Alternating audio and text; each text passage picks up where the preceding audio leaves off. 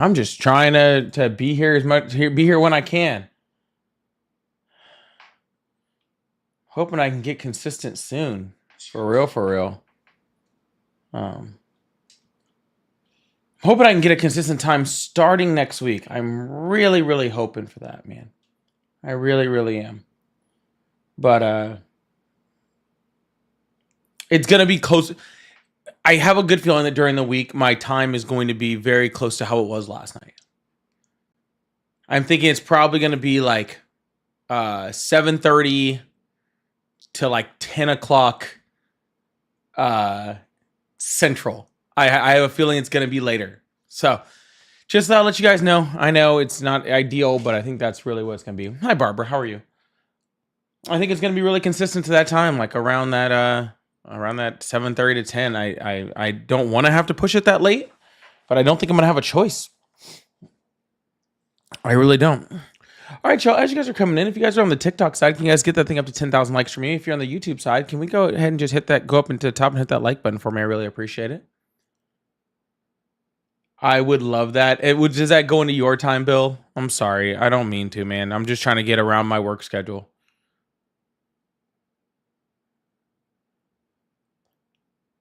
I said I'm just trying to do with my work schedule, man.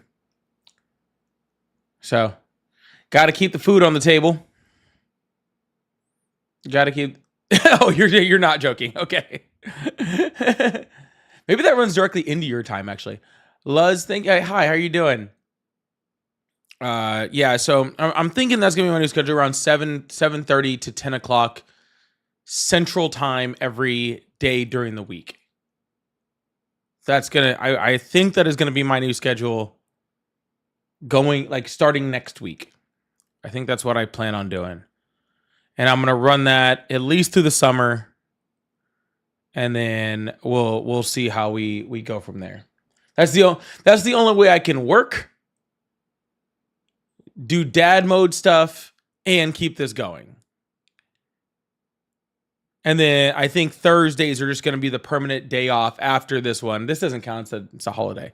But after this Thursday, I think this will be the last Thursday I'm on, because that's going to be date night, and so I don't end up single along with being a dad and working and trying to I'm trying to do everything.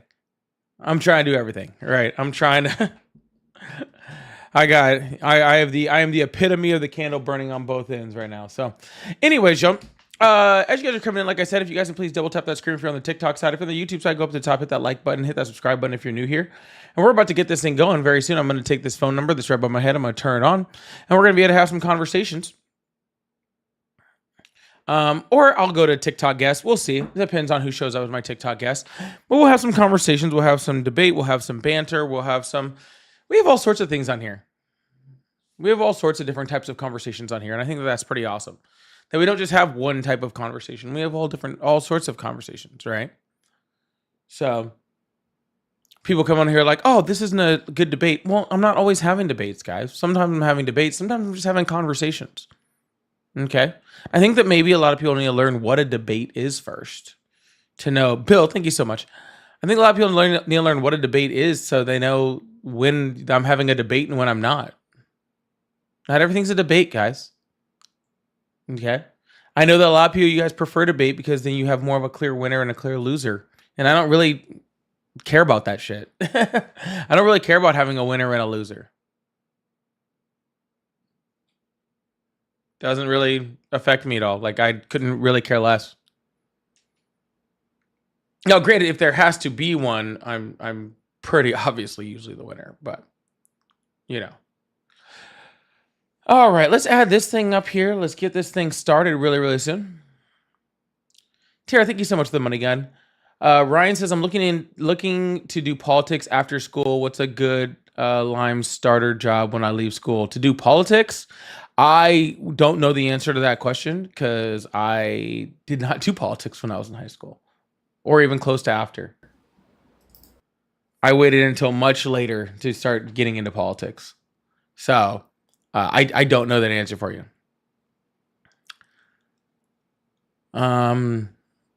Yes, no, King of MAGA, the phone lines aren't open yet. And also, I don't really have a will to talk to somebody whose name is King of MAGA either. I'd much rather talk to somebody who's a little bit more rational. But I mean, if if you really want to talk to me, that's fine. But I definitely prefer people that are rational. Yeah. Oh, I did do a lot of that stuff, Bill. Like I did community stuff. I did food bank stuff. I did a lot of that stuff with church though. But that was when I was, that was when I, was more into the whole church thing. More into as opposed to now, which is the opposite of that. So, all right, let's go ahead and put the headphones on. I need a haircut, by the way. I'm gonna get a haircut. I'm gonna get a haircut tomorrow. I have one scheduled for tomorrow afternoon.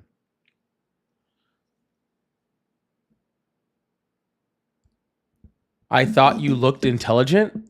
Did I stop looking intelligent? I just attribute that to the glasses. I just attribute that to the glasses. Right? It's a fake thing to make me look smarter. No, I can't change my face. No. I wouldn't want to either. I am very pretty.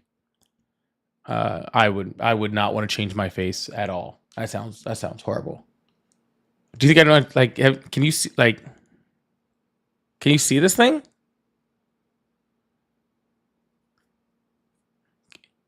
Can you see it? I'm very pretty. Go move to Europe where you get put in prison for misgendering someone. That's not true. And I've lived in Europe. So Zach. So was that the win you thought you were getting there, bud? That's not true. And I know that because I've lived there. And I'm going to go ahead and assume that you've never even been there. I bet probably the most exotic place you've ever been to was like you took like a cruise to Cancun one time or something, and you think you're like well traveled now. Did you just say I'm very pretty? And not only did I say I'm very pretty, but I actually showed my face on here, so that we can prove it too. That's what's really important. Literally takes so this is by the way, for the TikTokers. This was his reply. And he might as well have just said, I've never been to Europe. You were gonna say Vegas? he went to Vegas once. He's like, I'm well traveled. Hello? What's up, dude?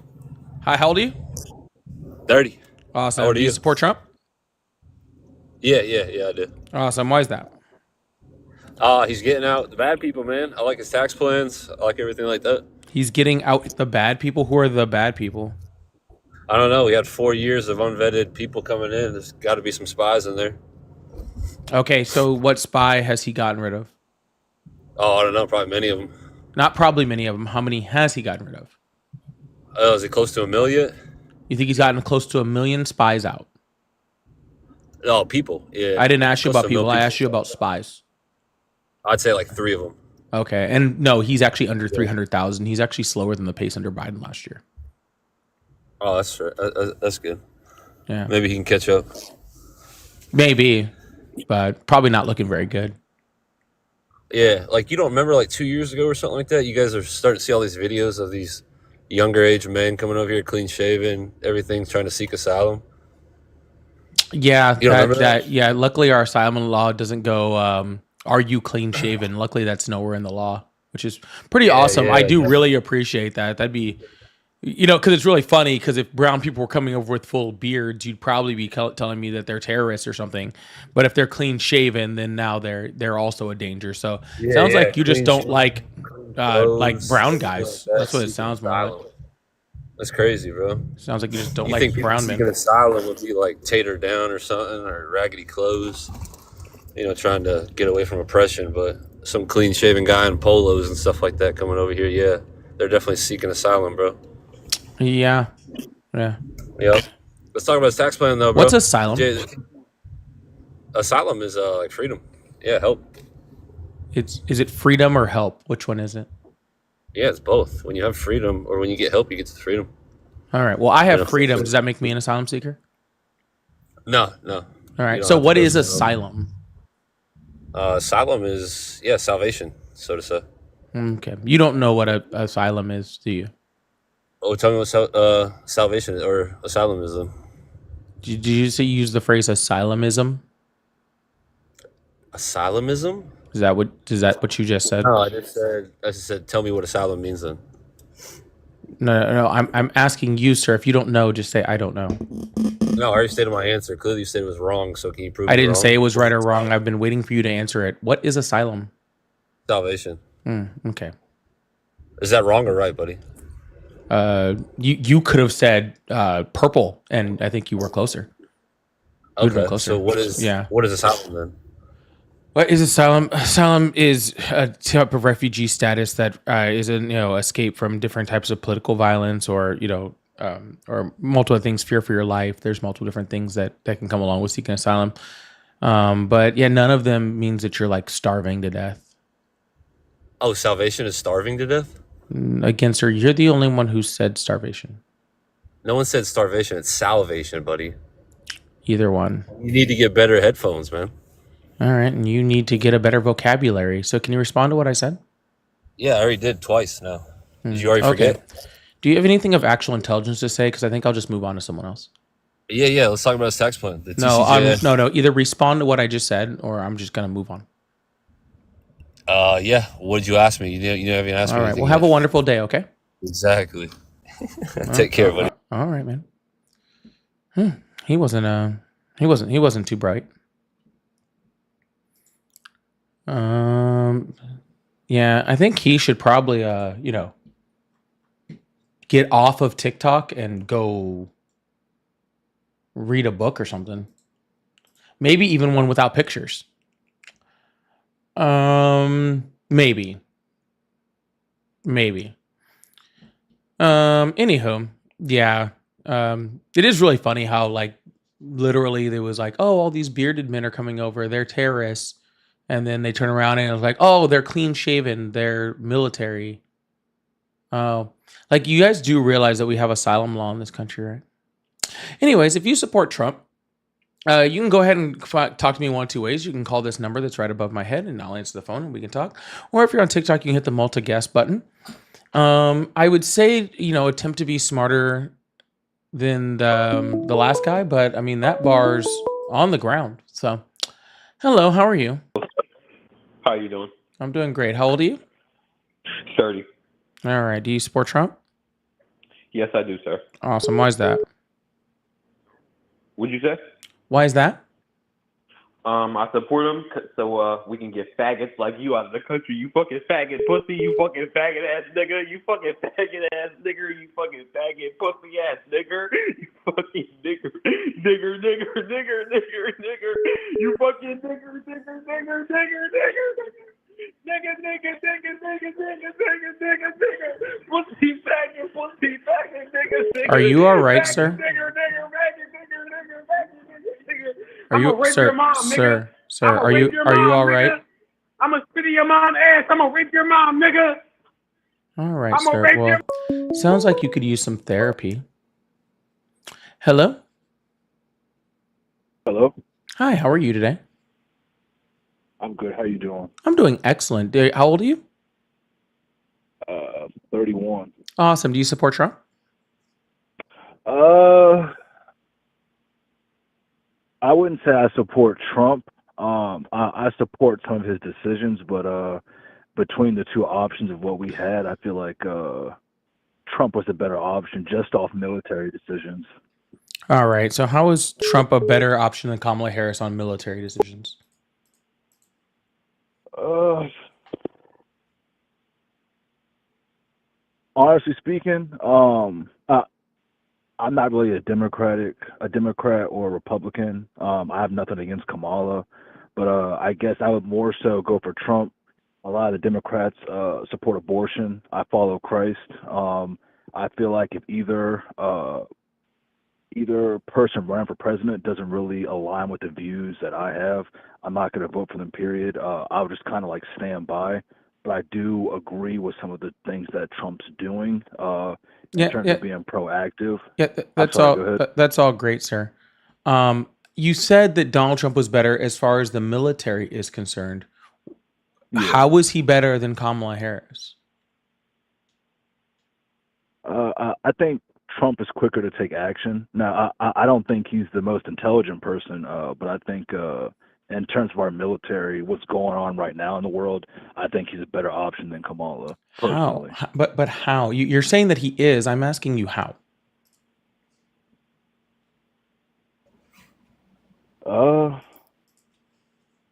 And you're speaking on just the military, nothing else. Sir, you're the one who made the comment. I didn't bring up that Donald Trump was better as far as the military is concerned. You did. I'm just asking you to expand on your point that you made.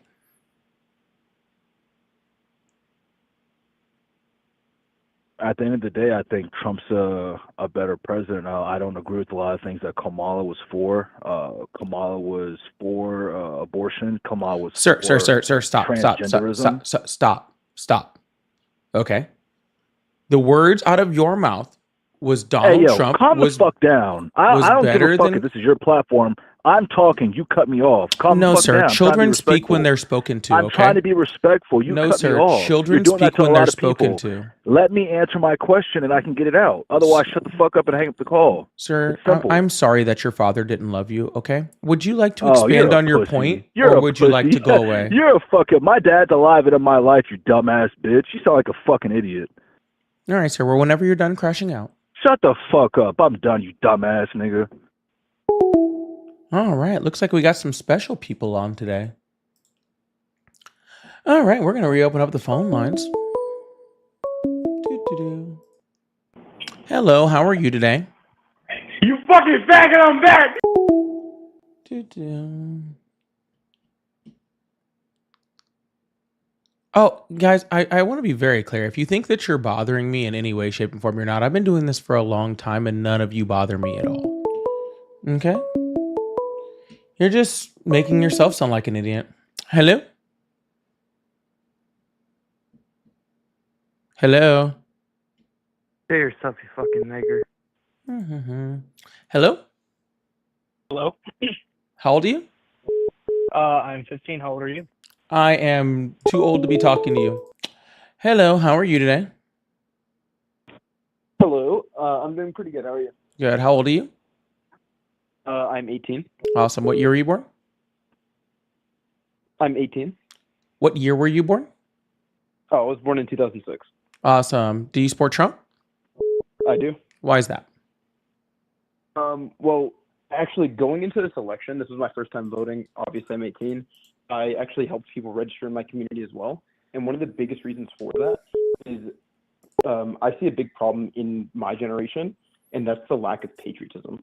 And I believe that in order to get that back, we need someone who's not, going to put everyone in one room and say, all right, guys, we need to love our country more, but someone who's actually going to, deliver on his promises and do things that make people proud to live in that country. Awesome. That sounds great. First of all, y'all, if you guys are on the YouTube side, if you guys go to the top and hit that like button for me, I'd really appreciate that. And if you guys on the TikTok side, can we get this thing up to 30,000 likes? I really appreciate that. If you guys would like to support, I do have super chats open, and I have the little money gun sub goals down on TikTok. So if you like to support, that's a great way to do it. And I also do have my pay links in the bio, so if you'd like to support that way.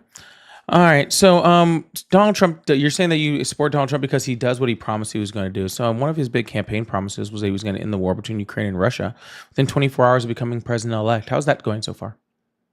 Well, I'd like to specify that there were certain things I did vote for, certain things I did not really care for. Not saying I don't care about wars, but when he said he was going to end the war within 24 hours, I didn't believe that. A lot of people didn't believe that, but I was still willing to vote for him because I understood that, there's pros and cons with this thing. I'm not going to get every single thing I want, and I also maybe don't believe everything he's saying, but there were just more things on that side. I can list some of the specific things I voted for if you'd like. No, sir. I wanted you to just expand on the point that you already made, which is that you voted for Donald Trump because he does the things that he's promising to do. But then as soon as I brought up one thing that he promised to do, you all of a sudden don't care about that thing, right? And so that's why I'm just trying to figure out what exactly your point is, because he said he was going to lower grocery prices, and then he backtracked on that and said that he wasn't going to do that Grocery before. prices are actually down right now. Grocery prices are up. Inflation is down. Those are different. Okay. So Inflation is the increase in the cost of goods. If inflation is yes, down, but the not price of all. goods are But down. inflation that is the cost of all goods combined. Groceries Yes, it are is. up, but all goods in combination are only rising by 2.3%. Okay. I'm But in none of that are the grocery prices down. Okay. And Donald Trump admitted to that. This isn't something I'm making up. He went on camera and said, it's going to be super hard for me to lower your grocery prices. The only reason that inflation's down whatsoever is for like from a CPI standpoint is because energy is so low. But everything as far as products are higher. The energy is just making up for it. Yeah, and can I make a point on that? When Sure. energy prices are down, especially when it comes to like oil and gas, my sister owns a trucking company, right? Every single thing that goes anywhere in this country is they use like a tractor trailer to get that across. And obviously not a tractor trailer for everything, but they use some kind of vehicle for that. So when gasoline prices are down, then things are going to be cheaper to move across the country, which brings those prices down. Yes, sir. But again, all products are up. Okay. And All every single products product in the outside country of is up. oil are up. And that's according to the Bureau of Labor Statistics. And I can bring up the data if you need me to. Yeah, can you bring up the data on egg prices? No, sir. I'll bring up the data on grocery prices because when I say groceries, I don't mean one specific piece of grocery. You said everything is up.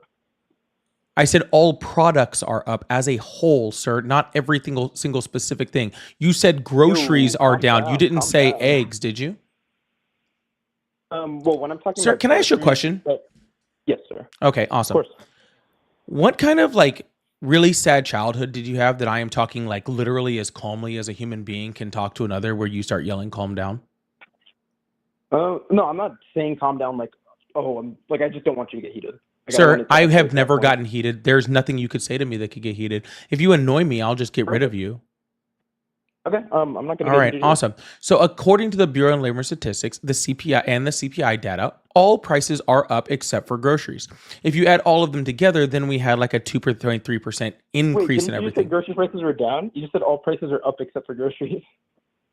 No, I said grocery prices were up many, many times during this conversation. No, but just now when you mentioned the CPI, you said all prices are Sir, up except for respond to what I You might- said, please. This is really, like I said, dude, I do this for fun, okay?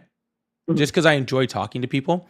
If you get on my nerves, I will just hang up on you. You mean absolutely nothing to me, okay? I'm not trying to get on your... Okay, Why are you mean Okay. absolutely nothing to me, okay? Cool. Mhm. So respond to what I said, or just go away. Either way is fine. So you might have misspoke. You literally said all prices are up except for groceries, like just now. Okay, I You might meant for have misspoke, but that gas. is All what right, you sir. I've said it multiple times. Now get on with it. Okay. Yeah, I mean, gas prices are down. Grocery prices are down. I don't know what area you live in. It varies obviously by area. Grocery prices are down in my area. All right. Well, I'll just bring up the statistics. Sound good? Sure. Do. Also, we've kind of like traveled away from the like original reason why I voted for him. All right, here we go. For everybody in the crowd to see, I don't know if you can see the camera or not. You can see right here that this is the May statistics for this year, which is the last actual data that we have. Okay, it shows that all items are up 2.3%. Food is up about 2.6%. And all items less energy is up about 2.5%, somewhere in that range, okay? But energy is down. So therefore, groceries are up across the United States. It does not matter where I live or where I don't live or anything like that. We don't talk about things on an individual town or city basis. We talk about them as far as the United States is concerned because Donald Trump is the president of the United States. And this is his own government saying that grocery prices are up. Okay. So when Donald Trump said he was going to lower your grocery prices, he did not fulfill that promise. So that is the second thing that we are talking about, that you're saying that you voted for Donald Trump because he fulfills his promises. And now we are now on the second thing that he has not fulfilled his promise on. Should we continue? Yes, no, absolutely. Sure. He said he was Because going to have the largest mass deportation event since the Mexican Repatriation Act. And so far, he is behind Biden's stats from just last year. Yeah, and he just very recently, like within the last 2 weeks or so, turned up deportations. Like he said that they were going to start going heavier into like Los Angeles, New York City. And honestly, like he's not as far up as I'd like him to be with deportations. But recently, I believe the Washington Post reported that for the first time ever, we're going to have more migrants leaving the country than coming in. Not for the first time ever, but for the first time in like I don't know how many decades. And we can totally talk about that, sir, but that was not Donald Trump's promise.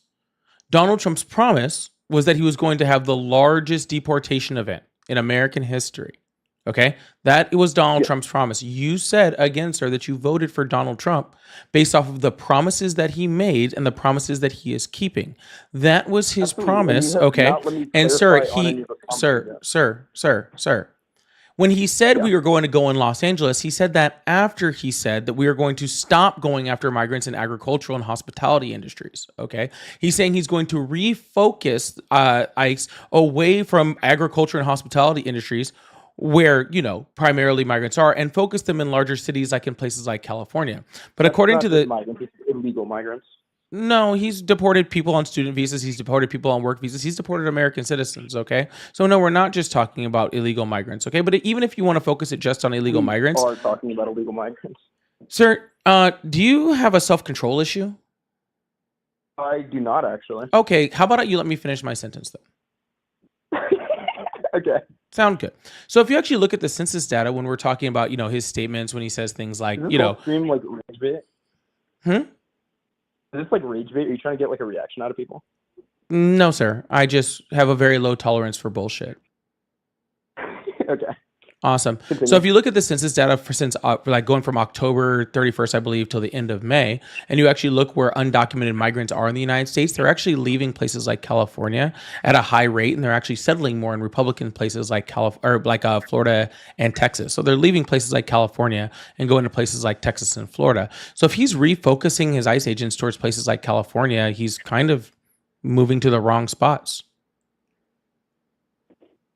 Even if some migrants are leaving those areas, that does not mean that there's not still more migrants in those areas than like outside of them. Like I can guarantee you that a majority of the people in those states, in those liberal areas, have not left to another area. If you're talking, even if like 20% of them left to go to Republican areas, that's still not like enough for him to refocus that.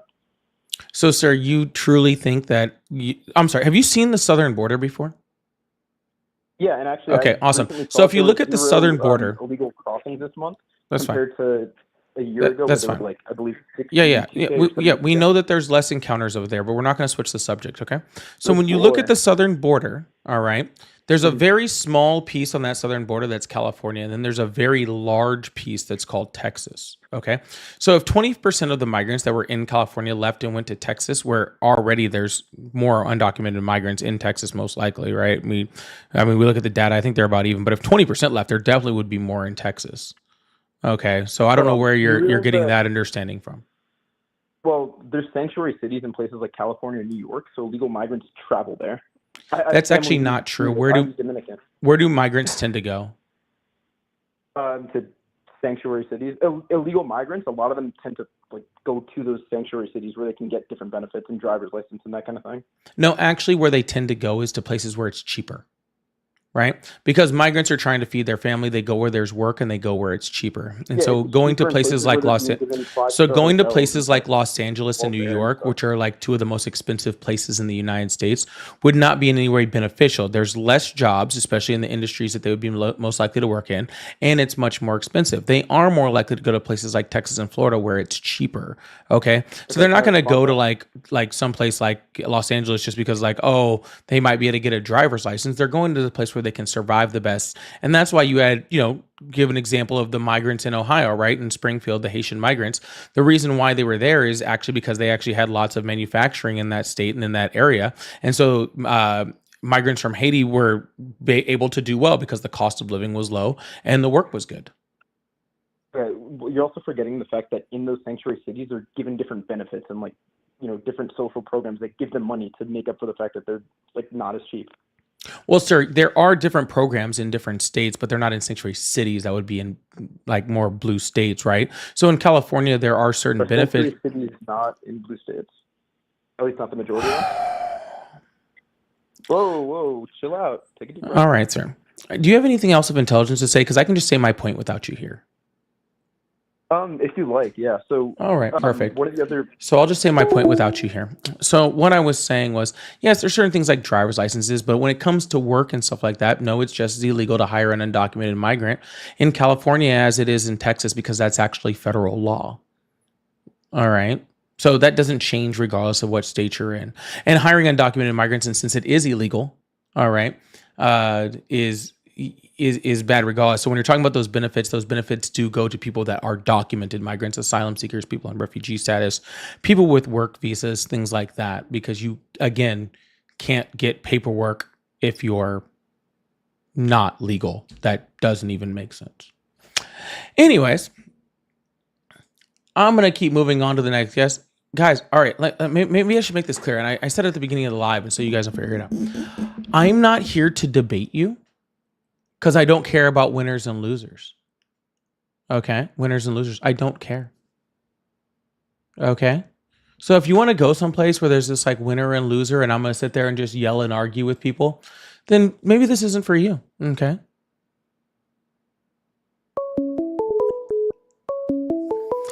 Could not care less. Casey says, thank you for the super chat. Says, I'm a Democrat. Actually, no, I'm not. I'm actually non-party affiliated. And Desert Fox says, we're here for the callers, not the host. That's fine. You can be here for wherever you want, but thank you for the $2. I appreciate that. Hello, welcome to the live. How are you? Hello. Hi, how old are you? I am 18. Awesome. What year were you born? I was born in 2006. Yeah, I just don't believe you. Hello, how are you?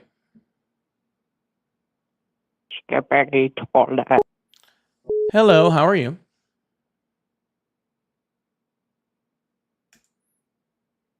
Hello. Hello. Hi, how are you today? I'm doing all right.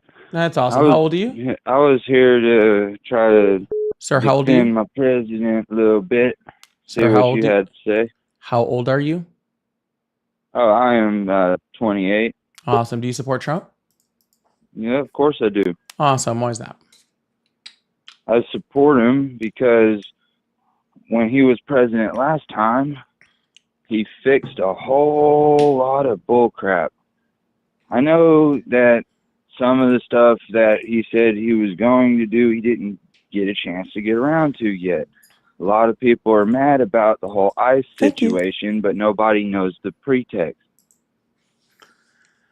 I'm sorry. Everybody's mad about the ICE situation. What ICE situation?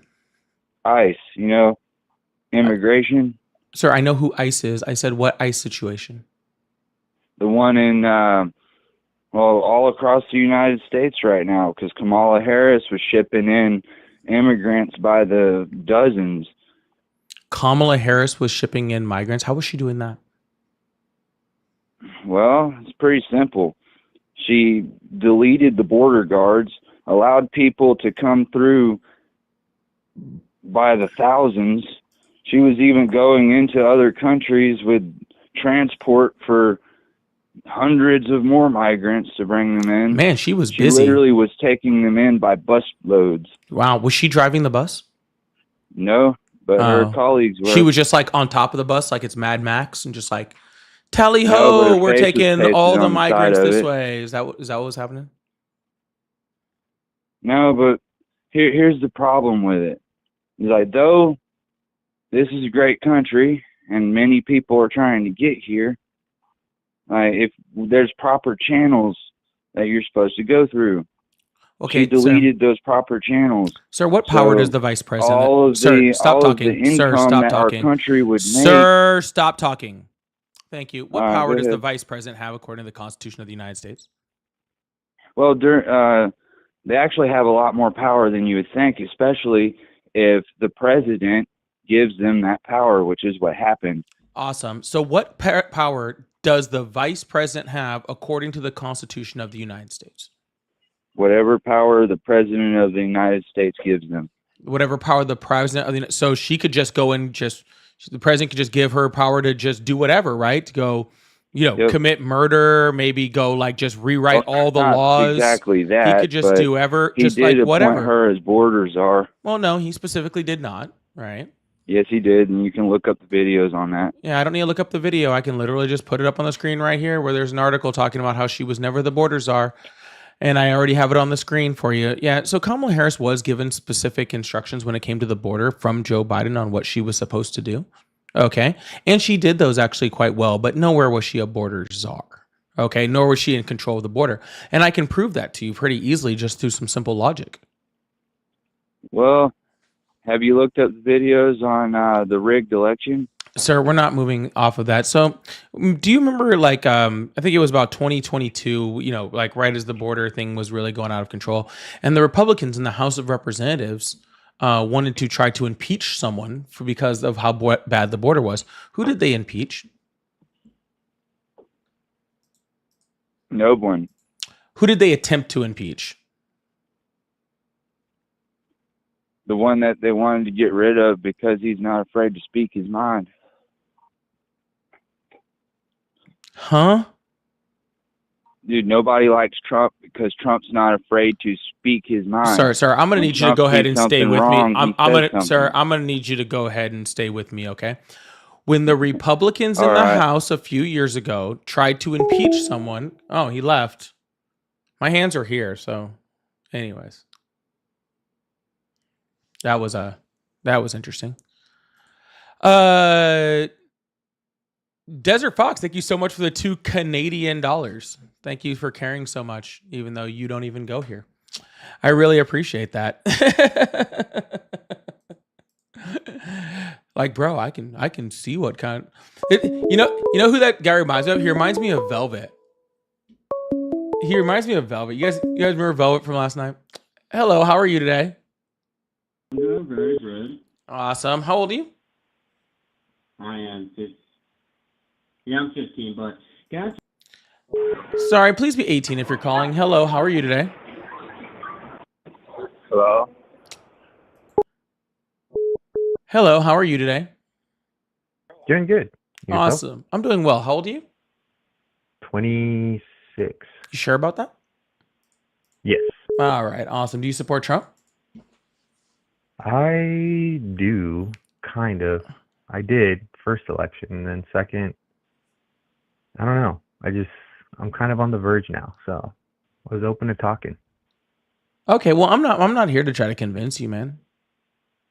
No, yeah. I was just, I wanted to get your viewpoints and maybe share mine and see where we land. Yeah, so I'm just looking to talk to people that are Trump supporters, and it doesn't really sound like you are one, so I'll probably just move on to the next person.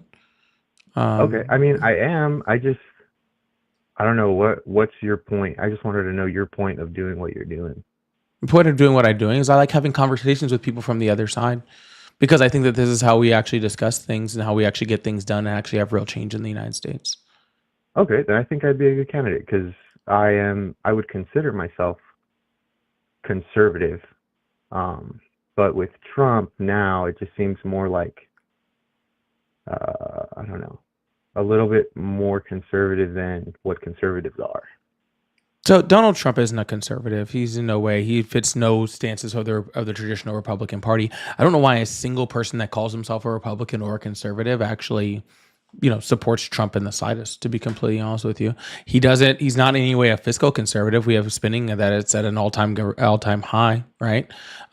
He is attempting isolationism at some point, which goes against traditional conservatism. And even at this point right now, he's like trying to decide, can't figure out whether he's an isolationist and wants to stay out of the Iran-Israel conflict, or if he needs to get involved to appease the old school Republicans. He doesn't even know where he's at on that, right? The only thing that who was the original party that created the isolationist ideology? I don't think there was an original party. Isolationism has been around well before the United States was. Yeah, well, for the United States, I'm trying to remember the president that was really implemented it. I think it was during World War One. Well, post World War One, we became very isolationist. Right. Yeah, post World War One and into World War II, before we joined, we were very isolationist. Right. That Pearl Harbor brought us out of that. Right. Well, I guess my main thing is I'm just fed up with both sides. I don't know. Can you agree with that? I'm not a Democrat or Republican, so that doesn't really. I don't know if I'd really fed up. I don't believe. Do you believe the parties, both parties or their representatives, have effectively communicated the interests of the nation, or tried to improve? What are the interests of the nation? I would say having people having a good economy, having good mobility of class, not having to worry about like drugs entering the country, stuff like that. Yeah. So when we're talking about the economy, right, you have the last 5, maybe 6 recessions, I can't remember which one, have all happened while we had Republican presidents. Every single one of them. And every single time we've had to have Democrats that recovered the economy after that. Look at 2008 recession when Obama had to come in and recover that one. Look at, the recession that happened due to COVID under the Trump administration, which was projected without COVID. And watch how Biden took us from literally a 9.5% inflation rate and then brought us to the end of it where we were below the world average when it came to economics, right? So I would say economically, the Democrats have done a great job of representing the country. Right. So wait, I'm sorry. I'm a little bit ignorant. When was Obama elected? In 2008. What was his first? But he started in 2009. And do you believe that his policy for getting out of the recession was effective? It's so effective that people give Donald Trump credit for it.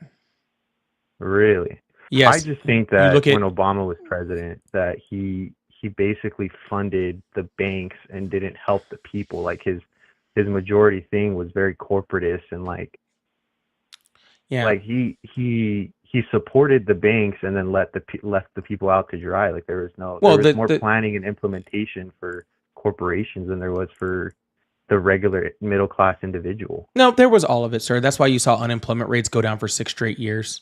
Okay, that's why you saw median household income rise 6 straight years. Every economic factor that drives the middle class improved every year for like 5 to 6 years before Trump got into office. It was screaming like good. Everything from the stock market to median household income, like I said, everything was doing great. Okay. And Trump came in and literally passed no policy until the TCJA, and it continued to improve every single year after that.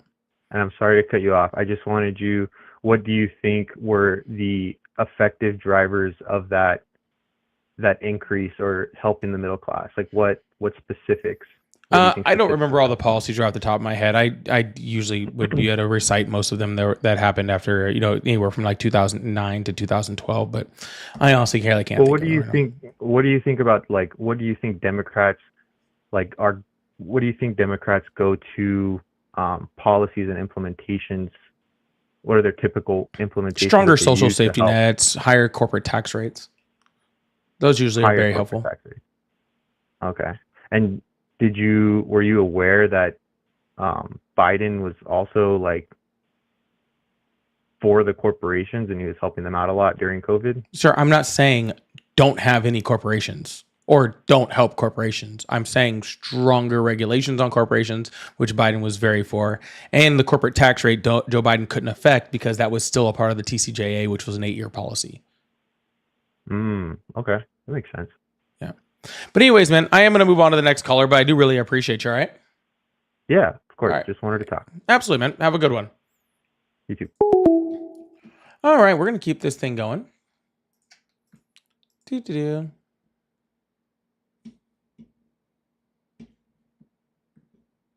Maybe we'll keep this thing going. We'll see what's up. All right, I'm about to open the phone lines back up. Let's see if we can keep going and have some good conversations.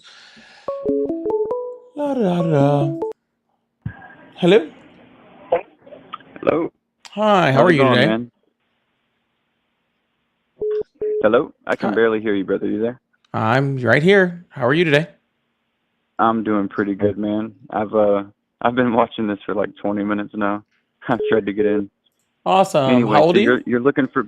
I'm 34. Awesome. Do you support Trump? For people that did vote. Yeah. I do support Trump. So you're looking for callers that do support Trump, right?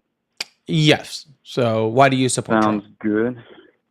Oh, for plenty of reasons. Just to be clear, are we going head to head on someone that you believe is a better candidate, or do you just want information on why people support Trump? I believe a snapping turtle could be a better president than Donald Trump is. So. Oh man. All right. I know it sounds like a bold claim, but I'm going to tell you something. Donald J. Trump is the greatest the United States has ever had. And before you laugh or roll your eyes, I'm just going to walk you through everything. No, I'm going to go ahead and laugh and roll my eyes now. That's a fucking joke. Yeah. People have been kind of rude on the phone. I get it, man, but I'm not just going to. This isn't rude or anything. That's just a joke, dude.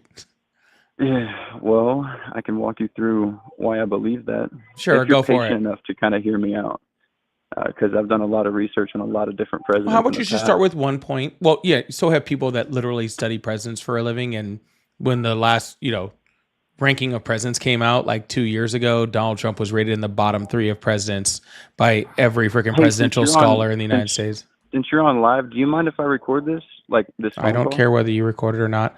Donald Trump was ranked by a large group of presidential scholars as a bottom 3 president of all time. Man. All right, so where do you want me to start? We could talk about the Wherever. economy. We could talk about foreign policy, trade deals, the judiciary. I think foreign Immigration and policy is a border pretty good control. one. Let's start there. That's a fun topic for the day, for the moment. All right, the man turned chaos into checkmate. The ISIS caliphate, gone. Baghdadi, I guess in the words of Trump himself, he said he died like a dog. North Korea, Trump was the first sitting president to meet with Kim Jong-un, and nuclear tests slowed afterwards. When it comes to China, he didn't just tweet. He took them to economic war, tariffs, intellectual property crackdowns, forced equity Hold on. ownership With rules which country? with China. Okay. Yeah, so he took them to economic war. That's what I call that. He cracked down on tariffs, IP, with intellectual property crackdowns, so IP, and he forced equity ownership rules. And all of that information, whenever I was kind of looking over this video, I was on break from work and I was watching your video. I got that information from the USTR. I like to quote sources just so that it doesn't seem like I'm throwing out random stuff. Yeah, you're the fine. kicker for me, So let's. the kicker for me, I'm a Christian, and so the Abraham Accords was super important to me when it comes to foreign policy. So Trump helped normalize relations between Israel and several Arab nations, including the UAE, Bahrain, Sudan, and Morocco. Mhm. And they gave him no Nobel Peace Prize, but Obama got one for existing, bro. Yeah, Trump so we can talk earned one about and was all of nominated, those things according to individually. Reuters. Yeah, we can Yeah, talk about for all sure. those things individually. Let's start with the fact that he did not destroy ISIS. ISIS is still alive and well and operating all the way across the world, and that's even proven by He Sir. destroyed their leader. Yeah, congratulations, sir. You can destroy a leader, but that doesn't mean you destroy their group. Okay, that you just because you take out the head of the snake does not mean the snake stops existing. Okay, and that's been proven. point. You just replace it with somebody else. And again, I have PRIF right here and a big article that's up on that. That's to throw that out there, but and showing how freaking ISIS is still very alive. Well, again, that's proven by Donald Trump himself because we are currently bombing Somalia with U.S. troops right now, attacking ISIL strongholds within Somalia. So he obviously did not get rid of them. As far as the testing when it came from North Korea was not about nuclear testing. North Korea has been a nuclear force for well before Donald Trump has been president. What Donald Trump was supposedly going to do there was he was going to limit their missile testing. Okay, because I'm sorry, go back. Did you say that it wasn't about nuclear testing? You cut out after that. What'd you say? Correct. It was not about nuclear testing because, again, North Korea was a nuclear state well prior to Donald Trump becoming president. Okay. They didn't need to test more nukes. They already have one. They're not like Iran where, we're talking about whether or not they have a nuclear weapon. We've known for a long time that North Korea had nuclear weapons. Okay. It's not. Is it fair to ask you a question? Can I finish my point on North Korea and then you can ask me about a question Absolutely. after that? It's cool. What he was actually going there to talk about was actually about missile testing because they had been increasingly testing ICBMs into the Pacific Ocean, shooting them over Japan and stuff, right? And so his agreement with Kim Jong-un was that they were going to stop testing those missiles. Now, I think that when you're saying nuclear weapons, you're actually trying to infer to delivery systems for nuclear weapons, okay, like ICBMs. But literally within 6 days after Donald Trump leaving, they broke that treaty and started testing missiles again. And within 6 months, they were again testing. And within 6 months, they were again testing ICBMs with the ability to hit the United States.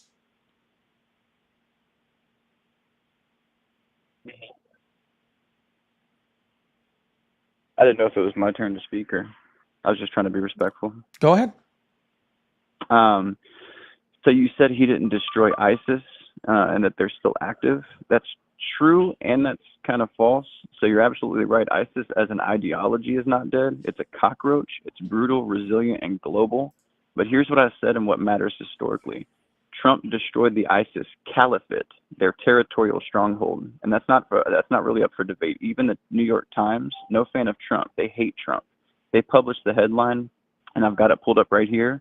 March 23rd, 2019, New York Times. They published the headline: ISIS caliphate crumbles as last village in Syria falls. So to sort of compare, Obama, he fought ISIS from 2014 to 2016. He did not eliminate the caliphate. He did not eliminate the leader. Trump 2017 to 2019 fought ISIS. The caliphate was eliminated and the leader was killed, which was al-Baghdadi, al-Qurashi. So under Obama, ISIS expanded, taking over. All right, sir. I don't need you to read a dictatorial. Square miles. Sir, whatever you're reading, I don't need you to continue reading it. From you the can New just York get Times. to the point. It's my source. Yeah, again, sir, I've read that New York Times article. I'm sure most of us have. Okay, again, the argument was not whether they had for the people listening. Yeah, but again, there was no argument. You did not make an argument that the caliphate was here's dead. my argument. No, sir, you didn't. ISIS expanded under Obama. Sir, please be quiet. They took over 34,000 square miles across Awesome, sir. Iraq and Please be Syria. quiet. Under Trump, the territorial caliphate. All right, I'm just going to talk louder then, and since apparently you can't freaking talk about this because I have a microphone, and we'll just all talk at the same time, and since apparently we want to just read things. And get the job La done. la la la la Are they la gone la from la existence? la No, la la. but neither is Al Qaeda, and we haven't blamed Bush for that since 2006. La la la la la la la la la. As I said in your news chat, my friend, you need to debate. La la la la la la la la la la. There's like 1,000 people listening, right? You guys hear this, right? Sir, hundreds of thousands of people watch me every day. Nobody cares, okay? He's met his match. Your 1,400 argument... people are watching you currently. I'm one of them. Sir, are you done now? You've just met your match. No, I haven't. Would you like to talk about North Korea? No, I'd like you to be quiet. You said they were already a nuclear state and resumed. All right, I'll just hang up on you. What I was saying was, your argument was not that the caliphate was dead. If you had made the argument that the caliphate was dead, then I would have agreed with you, and then we wouldn't have to continue reading the entire thing. Your argument was that ISIS was gone, and ISIS is not gone. Okay? It's that simple. That's all I was trying to say, sir. You would not be quiet long enough for me to say it. All I was going to do was explain, hey, if you had made that argument, I would have agreed with you. And then I was going to explain what a caliphate was. But you wouldn't let me. Instead, you just kept talking. That's unfortunate. I wish people on here would just like literally have the self-control of like a small toddler. Yeah, I know. They just get so worried about trying to win that they can't even have a conversation. It's very sad. Hello, how are you? Hi. Hello, how are you? Hey, how you doing? I'm doing excellent. How old are you? I'm 26. Awesome. Do you support Trump? I'm not aligned with anybody. Oh, okay. Well, I'm looking for Trump supporters right now, but I really appreciate you. Thank you so much. All right. Hello? Hello? All right. Goodbye. Hello. How are you today? Hi. How's it going? I'm doing excellent. Do you support Trump? I don't support him. I support him half and half. All right. Well, I'm only looking for Trump supporters right now, but I do really appreciate you. Thank you so much. Hello. Welcome to the live. How are you today? I'm good. Hello. How are you? I'm good. How are you? I'm doing excellent. Do you support Trump? Yes, I do. Awesome. How old are you? 35. Awesome. So why do you support Trump?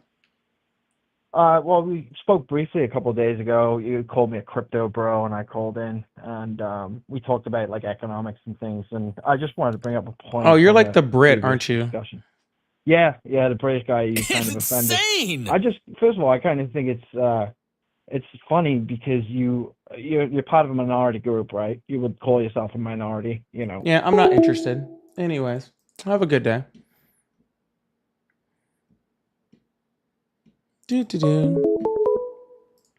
Hello, how are you today? Good, how are you? I'm doing excellent. Do you support Trump? Oh, yes, I sure do. Awesome. How old are you? My name? Oh, how old am I? How old are you? Yes. I'm 27. Awesome. Why do you support Trump? Well, I support him because I don't support so much him as a person. I support his ideas, his project, everything, which of course is him. So I look beyond the person. I look at the ideas they represent, the person, the institutionalism, all of that. I don't just look at, the small things about the person, the things they say. Obviously the things they say is important, but his mission, his overall goal is what I'm supporting as well, most importantly. Yeah, I don't really understand what your you? point is there. You're pretty much just saying, I don't support the things that he says, but I only support him because of the things that he says. Because of the things that he says and what they represent. Like, he's representing change in a positive way. He's trying to bring the country back to its fundamentals, to how it used to be. And I understand that you are you're very supportive of the left, and I see that. But I honestly think that it's kind of not congruent that you say you're not party affiliated, but you're completely against Trump. Yeah, sir. Any human being with a conscience should be against Trump. That really doesn't have any effect on whether you're left, right, Democratic, or Republican. Okay, if you just have the ability to go like, hey, I don't like people that steal money from kids with cancer or sexually assault people, you should be against Trump. That doesn't really require any type of political stance. But again, sir, what you're saying is, he's trying to say he's going to do something. So I don't talk about him for what he says. I talk about him for what he says.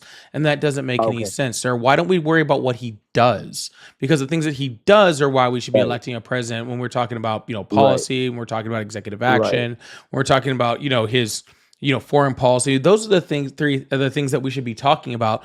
Anybody can go up there and just say whatever. Exactly. Right. But honestly, in this whole podcast of yours that I'm listening to, this whole video, you kind of get your emotions mixed in with it. And, that's kind of. No, I don't, sir. I am, sir. Yes, you do. Sir, you get I don't very know. emotional and you No, start sir. talking over people. No, and sir. you kind of have a cult-like following of the left. All right. I don't Well, that's understand cute, why you sir. have Sir, I don't know No. how I could show less emotion. Okay. And I don't cut people off because I'm emotional. I You cut get people, loud, sir. you cut people off, you talk over Sir, people, you get very loud. hello. See what I mean? Yeah, See I what was in the mean? middle of a sentence there, bud.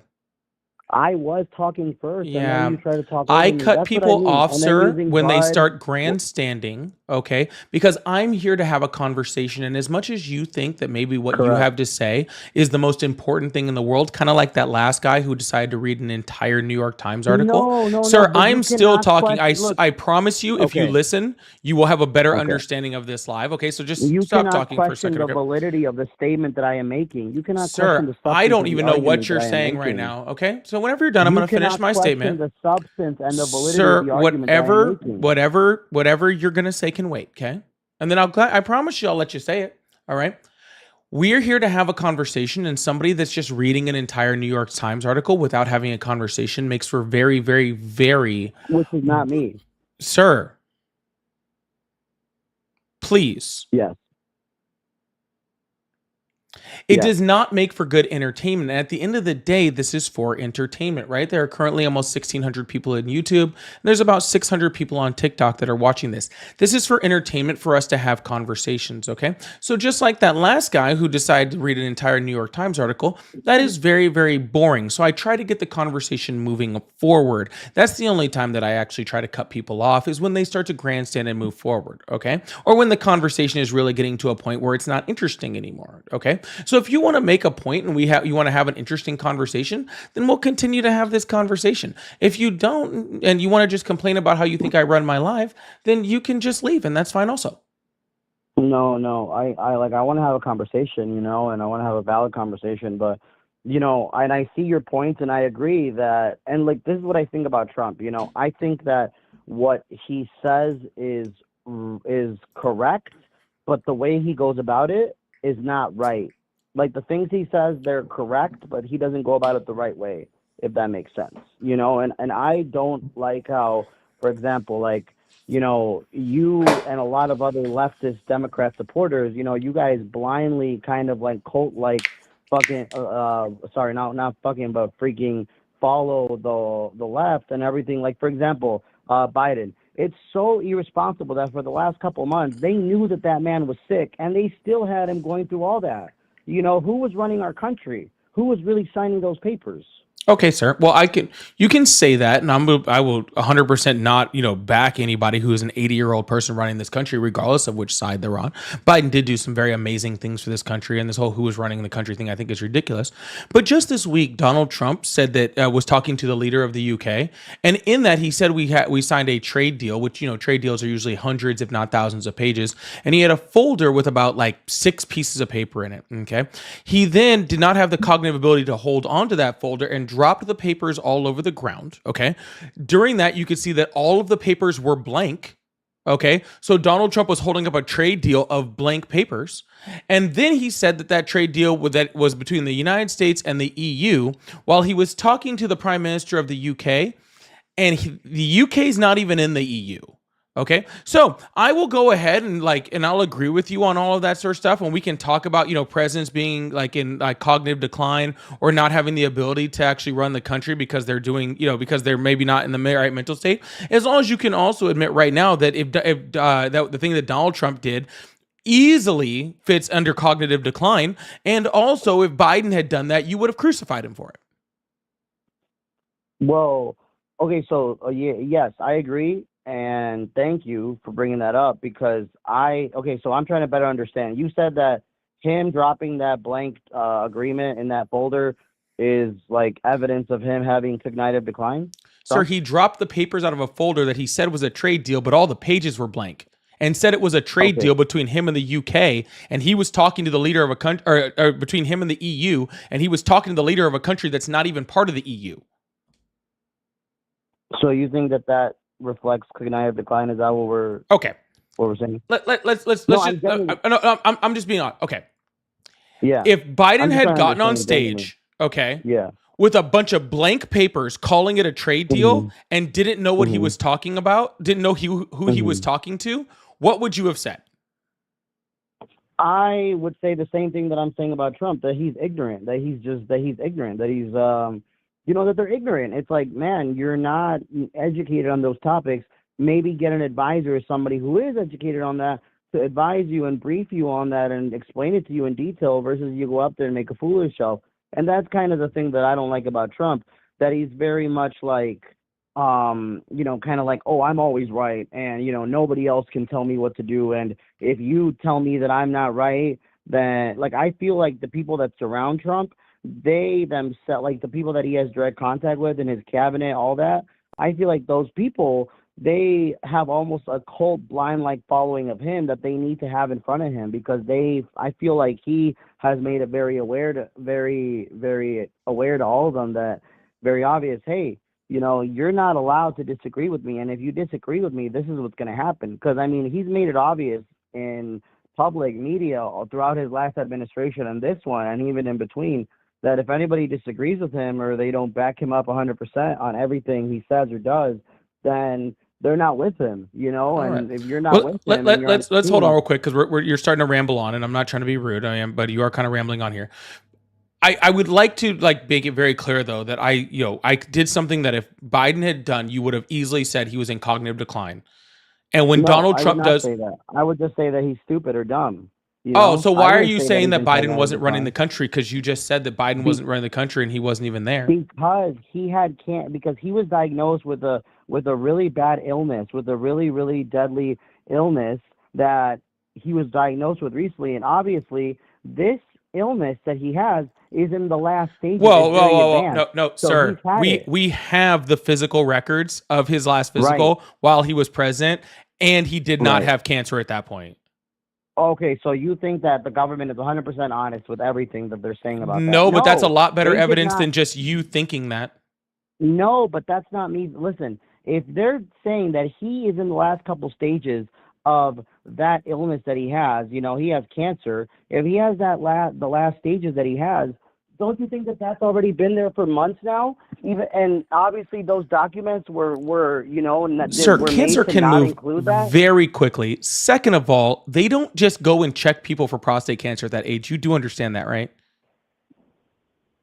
In the United States, when we're doing a physical exam on him, I would be very, very, I would find it hard to believe that they're not running tests on every single illness that could affect an elderly person. Yeah, we should check and see if he's pregnant. Maybe if he, maybe we should just do obviously not, because MRIs he's a and man, and check only him for men can get sickle cell pregnant. disease. We could just No, check no, him no, for no, no, everything don't, just in case. Don't, well, man, if he's the president of the United States and they have access to the best technology, best medical, everything, and he's the president in the best, in the most richest country in the world, advanced technology-wise, don't you think that he gets all those, and that they obviously knew about this before? No, sir, they did not know about it and before. Who was running the country? Sir, Listen, stop, if stop, his mind is not, stop, sir. listen, No, stop, sir. who was First of running all, the country? Don't sir, you think it's people can bogus to work have with an old man cancer. that has cancer? Sir, Listen, don't you, okay, people one can thing, work with don't you think cancer. it's bogus to make an old man that has cancer run the country? Sir, nobody and was do all this? making anyone do anything. We didn't have Obviously they were. No, because they then weren't, it would sir. show weakness before election. No, they weren't, sir. Nobody knew that he had cancer, and even if they Oh, did, it nobody wasn't. knew that he had cancer. Sir, are you going to be serious? quiet long enough for me to get a statement out?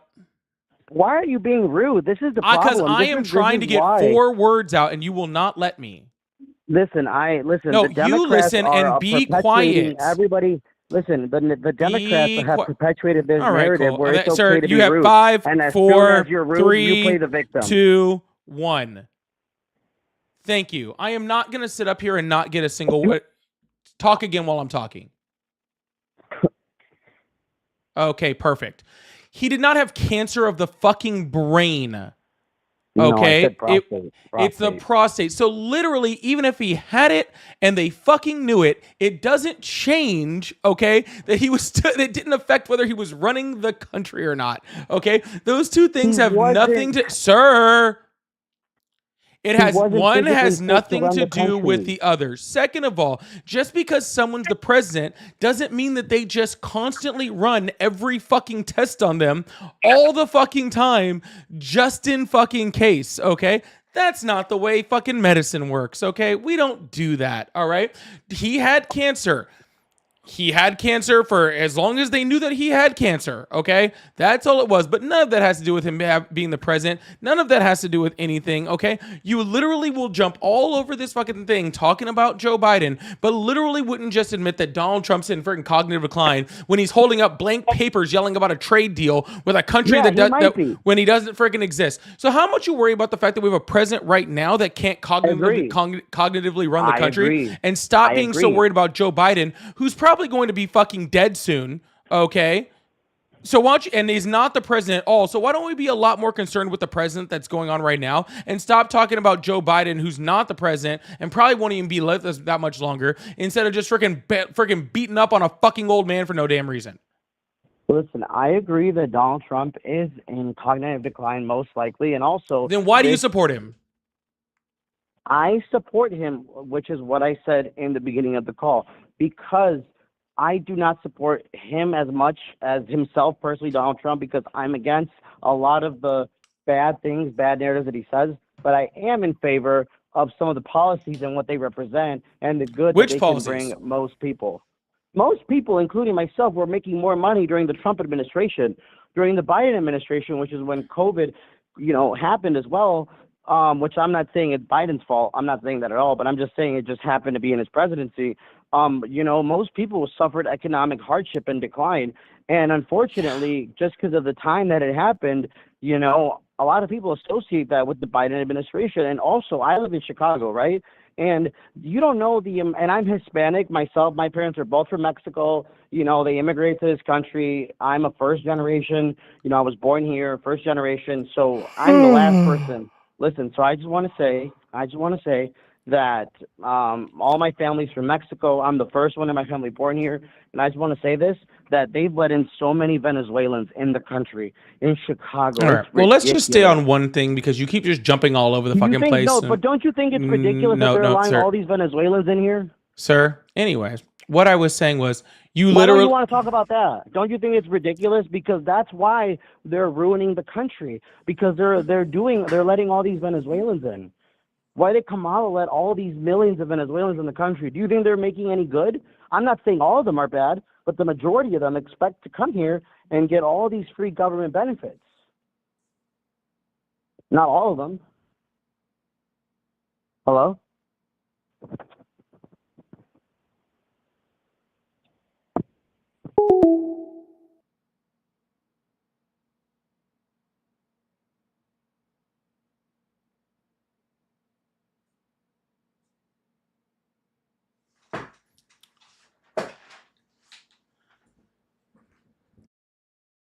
All right. Well, that was fun.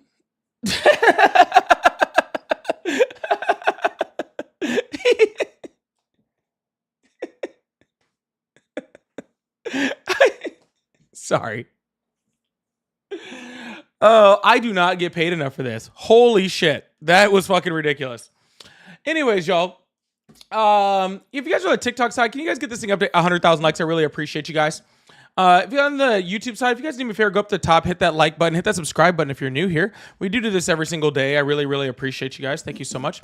If you guys would like to support, I do have super chats open on the YouTube side. And if you send a super chat, I'll put up on the screen. We can talk about it, all this sort of stuff. Like Lane, who just said, what a laugh. So I'll put up there. We'll talk about it. We'll have some fun. We'll have some conversations. It's really fun. I love putting them up on here. So whether you love me, hate me, disagree with me, or indifferent, if you'd like to support, that's a great way to do it. If you're on the TikTok side, if you'd like to help me hit my subscriber goal or finish off my money gun goal, both of those would be really, really awesome. Those would all help support. And also, if you'd like to support and you'd like to do it through a different form or means, I do have Cash App, Venmo, PayPal. They're all at Polypolitics, just like my name. And they're all in my link tree in my bio.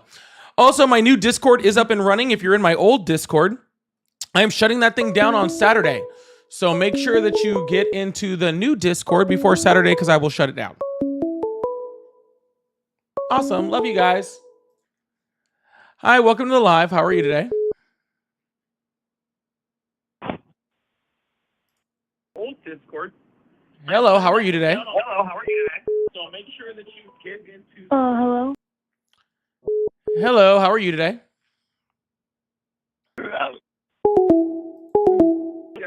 Hello. Hi, welcome to the live. How are you today? Oh, also make sure when you guys are putting in the if you guys are joining the Discord, if you're a subscriber on TikTok or a member on YouTube, make sure you send that. I'll add you to the paid member and paid subscriber chats. Hello, how are you today? Yeah, we're Hello. Hello. Hi, how are you today? I'm doing good. How's it going, boss man? I'm doing great. How old are you? Awesome. Yeah, I support Trump. I'm 34 years old, and I support Trump. I know. I like his foreign policy. I like, you know what I mean. I like what he did for the border. What foreign policy did you like? Like, you know, getting people to recognize Iran. You know, not really allowing a lot. Like, you know, in his first term, there wasn't a lot of wars. And then this time around, I mean, he just inherited, you know, the wars that were going on with, you know, Palestine and Israel and whatnot. And I mean, you know, he just inherited these situations, but overall, I think he's handling them pretty. I'm sorry. Hold on. Was Israel and Iran at war before Trump got in? No, but I mean, it was leading to that, you know, with the proxies and whatnot, and Lebanon and Yemen, and so I mean, it was something that was leading to there. There's just no way around it. If that's the case, then I can say the same thing about Palestine and Israel because there was proxies fighting each other before the Biden administration came in. So therefore, that was also not him. Is that what you're saying? I mean, he don't have control of like what goes on in those countries, but for the most part, there wasn't a lot of war, like, you know, that we're dealing with right now. I mean, you know what I mean? Were we bombing Somalia when Biden was president? I mean, we did a few bombings in Africa, you know, a few bombings in the Middle East, but I mean, it wasn't like how it is, you know, with Ukraine and now this thing you got with Iran. But for the most part, I think he's handling the whole Iran situation pretty good. I mean, he don't want to topple the regime change, and he's not like past administrations that invaded countries without a real idea. Like when Obama was in office and Omar Gaddafi got toppled, and then Russia seen what was going to happen in Syria, so they intervened over there. So Bashar al-Assad. Yeah, I'm very familiar. Okay, very familiar with the war. I do have a question. Why? Hold on, sir. Hold on, bud. Dude, I'm not trying to cut. You do realize that I have conversations on here that last like an hour a piece, right? I'm sorry. Yeah, Mom. you don't have to rush through every fucking point as quickly as humanly possible. I will sit here and talk to you. Like, we don't have to freaking do this as fast as humanly possible. Okay? Yes, sir. We can just have conversation. Okay? Yes, sir. Why are Israel and Iran at war now? Over the nukes. Over Perfect. them, and what are they trying? And what is Trump trying to get accomplished as far as Iran goes and nukes? Well, he just don't want them to obtain a nuke. I mean, Okay. just to have a nuke. Perfect. And why do they now much it. currently have the ability to obtain a nuke? Because of Russia, because of China, the scientists that are right now, that they got over like 200, 600 personnel Russia has been having in Iran. So, I mean. Yeah. Do you know what the Iran nuclear deal is? I mean, I've heard of it when it was with Obama. I mean, you know, everybody was saying that they were still going to be able to obtain one later on, but I mean, you know, I mean, that's just what the main news, whatever says. But you do realize that Trump, the deal that Donald Trump Go ahead. Sorry, I thought you were finished. No, I knew, and then I knew Donald Trump decided that he didn't like that deal, and then he's been trying to have him at the negotiating tables. But I mean, he's not trying to do regime change like, you know, like in Syria or in you know, like in Libya. So I mean, you know, we can say that's pretty good for the. All right. Well, let's not go to regime change. I really want to talk about that. Okay. So we have the Iran nuclear deal, which is limiting the enrichment capabilities of Iran, right? Yes. Only to a level that was at, you know, that was for, you know, energy, stuff like that, right? We had Tulsi Gabbard that just came out just recently and said that, you know, Iran is not, you know, is not building a weapon of mass destruction, right? Sounds like Iraq all over again, right? Yeah. So we had the Iran nuclear deal, which stopped the enrichment. Donald Trump canceled that deal, right? Then allowing Iran to start enriching uranium again, right? Yeah. And now, hold on. Yes. And now we are now currently helping Israel, at least in a small part, right? Engage in war with Iran over that same nuclear deal that was taken off the table by Trump. So the only reason that Donald Trump is even having the conversation about whether or not to topple the regime or whether or not U.S. troops are going into Iran or what our capacity is when we're, you know, when we're dealing with, you know, with how we're helping Israel. The only reason that we're having these conversations is because Donald Trump pulled us out of that deal to begin with. And if he hadn't pulled us out of that deal to begin with, we wouldn't even be here. So this is not an inherited war. This is one that is, sir, I swear I'm almost done. I swear I'm almost done. Okay? So literally, this was not something that Donald Trump inherited. Well, I guess technically Donald Trump did inherit this. Okay? He inherited it from himself in his first term. Okay. There, but I believe when he pulled out of the deal, it was because Iran wasn't even abiding by the deal anyway.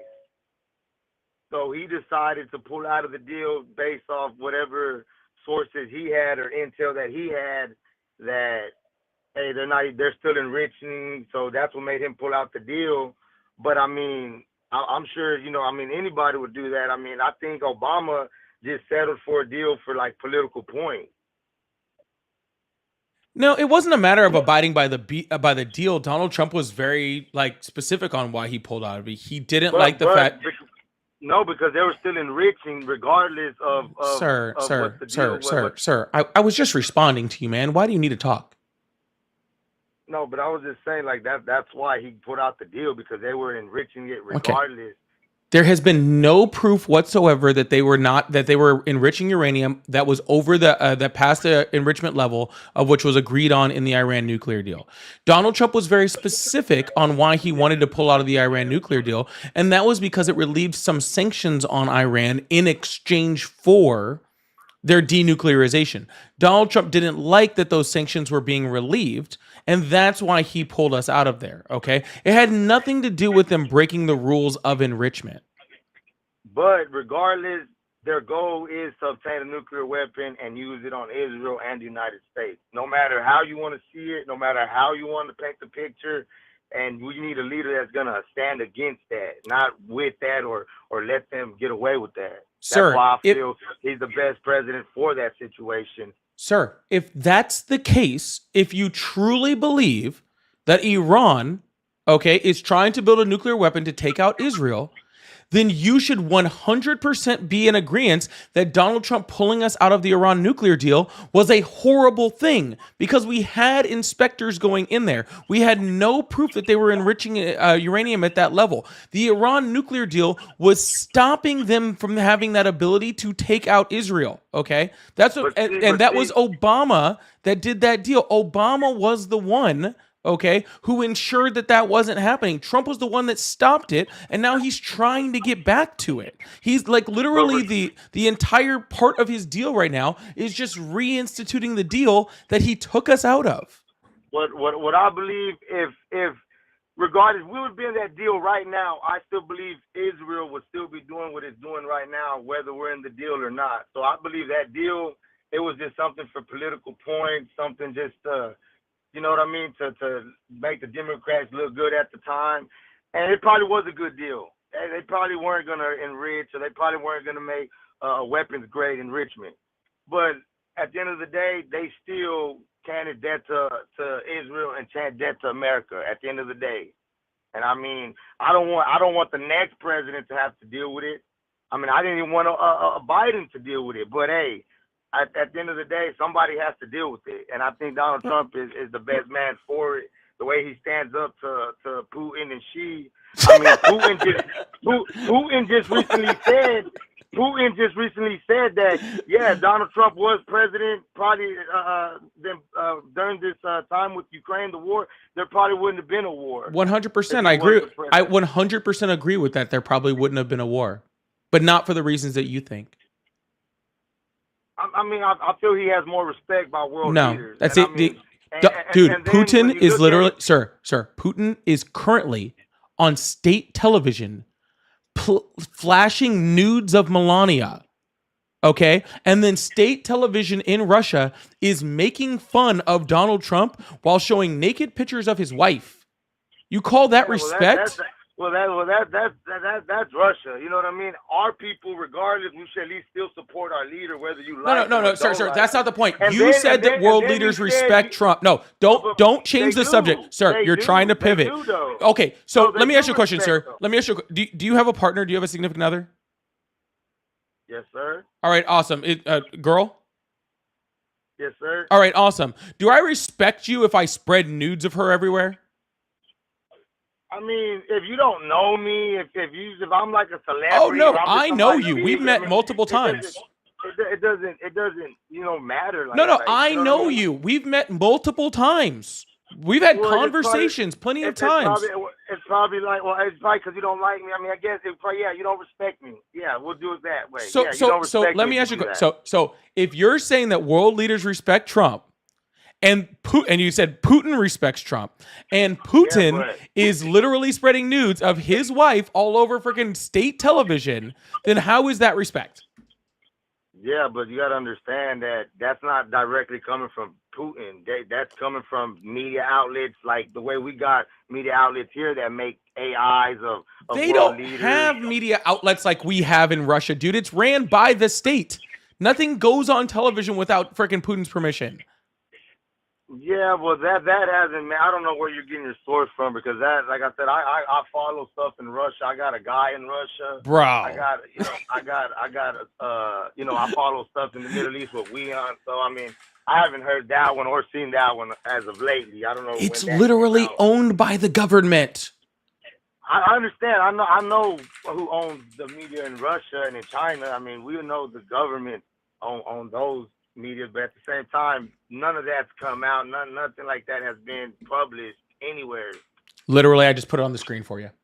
I know you probably can't see it, but no, I can't. But I mean, that's okay. Everybody else can see it. That's fine. But I mean, look, for the month of May, we had 0 illegal border crossings. Well, hey, stop. No, sir, we're not pivoting. I don't know if you thought we were done with. Okay. No. Okay, well, I was just still kind of saying. We're like, foreign, but I was just kind of going with the border. But okay, I mean, we won't have to do that. But yeah, I think for most part, most leaders respect President Modi of India. I think, President Xi. I mean, they're talking. I mean, he told Putin, before you try to mediate anything in Iran and Israel, you should end your war. I mean, you know, he's standing up to nations, to countries. Sir, they all laugh at him. Okay, But, and then he is a no, sir, I sir, mean, sir. yeah, Stop, I stop, get it. stop, I stop. get it. They Stop. laugh They at him, all but at the end of laugh the day, at him. but He is a joke to them. Okay, they do not respect Trump. They use Trump. People like Putin, people like Xi Jinping, even friendly countries to us, right? Yeah, you're right. Even You're right. friendly They use countries, them. You're right. even They use friendly them. But countries. look what happened to Iran. Look what happened to Iran after thinking you're going to use Donald Trump for 60 days. Look what happened the 61st day. Israel just bombed you. So, yeah, I mean, he's a different president. He's gonna, let you know some stuff. You might take him serious. You might not. Donald Trump didn't instruct. Hold on, sir. Donald Trump didn't instruct Israel to attack Iran. Israel told Donald Trump. Hold on. Stop talking, dude. Israel told Donald Trump that they were attacking. Okay, and Donald Trump was just like, well, nothing I can do about it. Like a weak fucking leader. But we know the government, but we know our government and our president is more in cahoot when it comes to military operations like that in a situation with Iran, regardless of what they want to tell you. But how is it that 60 days Donald Trump gave the Iranian regime and the Ayatollah and them to negotiate, let's try to come up with something, and on the 61st day, Israel hit. Yeah, United States, we're not going to say that, yeah, we told them, this was part of the deal. If they don't make a deal or do something, we're going to attack them the following day. Of course, no one's going to say that. They can't say that. But so what are you even saying, dude? What are you even talking about? Stop. Action. Sir, like, you don't know what Donald Trump couldn't control Israel. That is what is happening here. I don't know what you think is fucking happening. So stop. I am going to finish my statement, and you're, sir.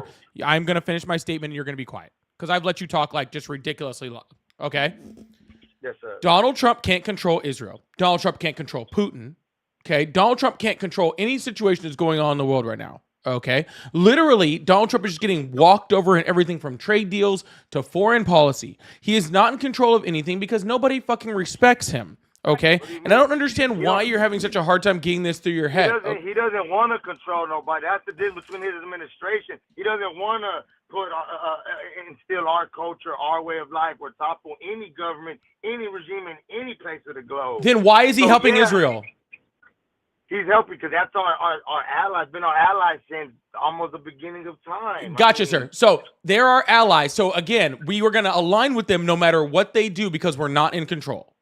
But you got to understand, they're not making threats to the world. They're not causing, chaos in the region. They've had nukes, and we know they have it. Did you say Israel isn't causing chaos in the region? Because that's fucking wild. But look, I mean, they only responded to always throughout the year self-defense. I mean, the situation when it comes to Gaza and Palestine, well, that, we got to really take a history lesson to really understand why that situation is the way it is. But I'm going to leave it right there with that.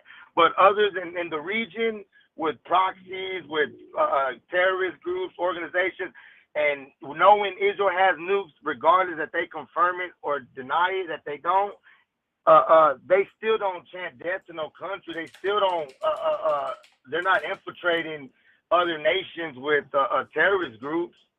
If anything, they're just responding to all the terrorist groups that are around by Iran, by these other countries. Sir, stop.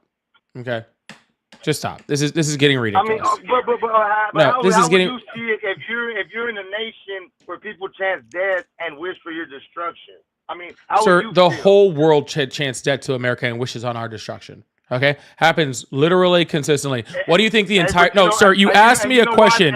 Please be quiet, sir. Please be quiet. How many times are you going to ask me a question and then not let me get 4 words out? Jesus fucking Christ, dude. No, go ahead. Go ahead. Make your point.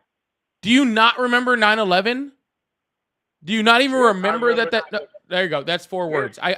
Do you not remember 9/11? Okay, there's 5 words. Sorry. I almost got 5 words out before you cut me off. I'm just responding quick, like yes. I'm not trying to add more to it. I'm just All right. yes, I don't need like, you to respond, okay? I just need you to listen. yes, sir. All right, awesome. We've been fighting in the Middle East for a long time, okay? That whole region has... Trump. All right, we're just going to move on to the next guest because this is just absolutely ridiculous. I've been trying to get freaking 4 words out this entire time, and I am not going to sit here and just freaking listen to that guy talk anymore. I know. Jesus Christ, man. Just the smallest bit of self-control.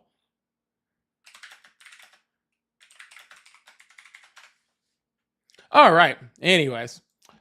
Guys, if you'd like support again, I didn't get any super chats, I don't think, on that one. I'll check again. I might have gotten one. But if you guys would like support, especially on YouTube, I do have the super chats open. I will put them on the screen. It'll look something like this when I do it, where Dave's who says, Paulie, watch your mouth.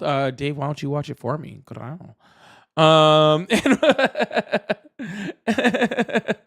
know. Sorry, I couldn't help it. And yeah, so we'll do it up there. I did get a couple, actually. I don't know. Thanks for the $1. I appreciate that. Zach, who said yelling and screaming must be right. Yeah, exactly. And Exter, thank you so much for super chat. As a Hispanic, I don't agree with that man. Yeah, that makes sense. Absolutely. So if you guys like to support, I will put them up here and we'll have some fun with it. Also, I am in my main chat of my or my new live chat for my new server that's going on. It is a sub-only live chat up there, but so if you'd like to subscribe, this is a great time to do it. And when you verify in, we'll get you into the live chat.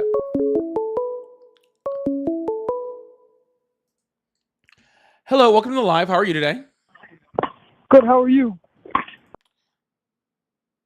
Hello, how are you today? Hey, good. How's it going, man? It's going well. How old are you? 27. Awesome. Do you support Trump? I do. Awesome. Why is that? Why do I support Trump? Yes. Because I think Trump is better than the alternative. So how was he better than Kamala Harris? Basically, I wanted to address something that you said to the last guest, if that's okay. Sure. Just answer my question, and then you can address whatever you like. Well, I think Kamala Harris is representative of the left, and Trump is more representative of conservatism and I guess what you would call the right. And I consider myself a right-wing person. Right, but that's not really an answer to the question, right? I asked you why Donald Trump was better than Kamala Harris, right? That you're just saying, I like the right preferably to the left. That has nothing to do with Trump or Harris outside of this, arbitrary representation, rhetoric. But like, I'm asking you truly, because I mean, like at the end of the day, do you care more about which party someone represents or who's the better candidate? Well, I want the candidate to represent my views, and my views align with the right and not the left. Okay. Is that fair? Not really, but go ahead. You had a question. Okay. You mentioned that Trump is a weak leader because obviously Israel basically just said, we're going in and we're striking. And Trump said, well, there's nothing we can really do about that. Right? Well, I'm not saying he's a weak leader because of that. I have about 20 different examples on why he's a weak foreign leader. That's just the most recent one. Okay, that's fair. That's fair. I think that Trump, if we had any other leader right now, if we had Kamala, someone who I would call, quote unquote, establishment, we would already be hitting Iran with missiles ourselves. We'd already be saturating them. I think that's what the establishment wants. I think Kamala is an extension of the Lindsey Grahams, right? The Obama's intervention in the Middle East. You see what I'm saying? I hear what you're saying. I don't agree with it in the slightest. So, what part don't you agree with? Well, yeah, because you talked about Obama and like how are you familiar with like Obama and the Syrian Red Line? Maybe I've heard of it in other terms. If you could. Yeah. So this is not a good thing for Obama, in my opinion, right? But we're and that's fine. I don't need to be good or bad, right? It's the truth.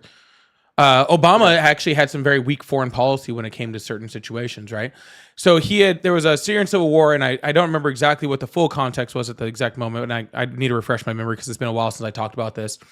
But pretty much he had said, hey, he putting a red line in the sand, and if they cross it, he was going to bomb them, or we were going to have military action against them, right? And then they crossed that line, and Obama did nothing, right? Okay. Kind of showing weakness, right? And I would agree that's weakness, right?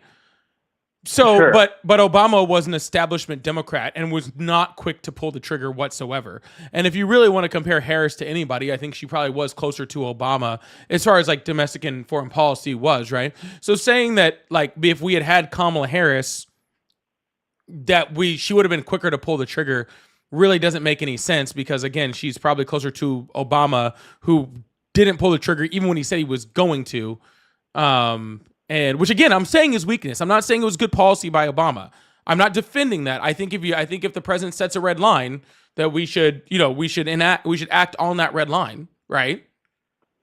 But saying that they're quicker to pull the trigger doesn't make any sense. Okay. I wanted to ask. So I voted for Trump 3 times. I was 18 and 16. I voted for him in 2020 and in 24. Would you agree that right now, the left and the right, something very strange is happening where the whole country, regardless of what side you're on, is much more skeptical of Israel? You have people on the right like Nick Fuentes, and of course you have the younger, what I'll call the younger left, which is the people going to the Free Palestine protests. And oddly enough, their algorithms are in alignment when they see anti-Israel, I'll use the word propaganda, regardless of if it's truthful or untruthful. See what I'm saying? Are you saying we're going more anti-Israel? Well, yeah, we have the internet. Oh, absolutely. And I think it's interesting how it's happening on the right and the left.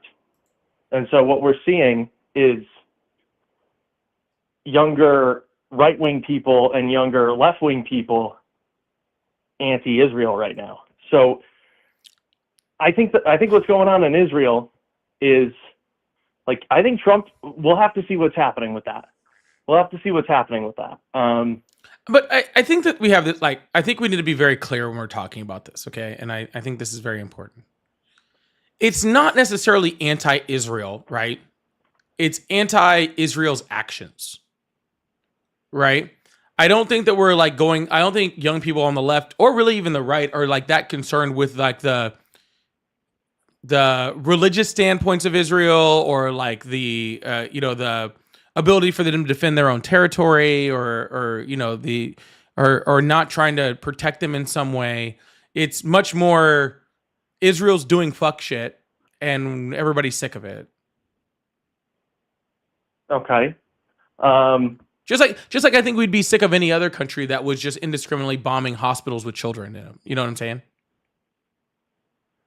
Yeah, I mean, the Israel and surrounding Muslim countries thing has been going on for a while, but this time it's obvious that they it looks like they want, I don't know if they want an empire or if they just want to install something separate from what Iran currently has, which I think is awful. I mean, I think the Iranian government as it is awful. Does that mean we go in there and destroy their government like the CIA has done around the world? No, I don't think that's how it works. If the Iranian people want to do that of their own volition, by all means, but I'm sorry. What's your point here? I'm sorry. I'm not really sure where we're even at in this conversation. I don't know, man. If you wanna go ahead and ask me a question for your gotcha, you can. Like I said, I voted for Trump. I don't 3 need times. gotchas. I just don't know what we're talking about anymore. It sounds like we're just talking like about nothing. It just doesn't sound like it's. We're just talking, bro. I mean, I know, but just talking is I fine. But just talking with a purpose is also just fine. You know what I'm saying? I don't think we have a purpose here. When I called in, I just wanted to talk about the odd point that the left and the right are increasingly against Israel, and that's a very I think that's a phenomenon that's going to have some consequences with how things turn out in domestically, in terms of how how we judge whatever power, whether it's Trump or a Democrat, how we judge our engagement with Iran in the next week, because I think something's going to go down in the next week. And yeah, I didn't really make a point, but I mean, if you want to ask me questions about why I like Trump, go ahead. I'm sorry. No, for it's rambling, fine. but I right now that has nothing to do with the sentiment towards Israel. You have two sides of the coin on the conservative side, right?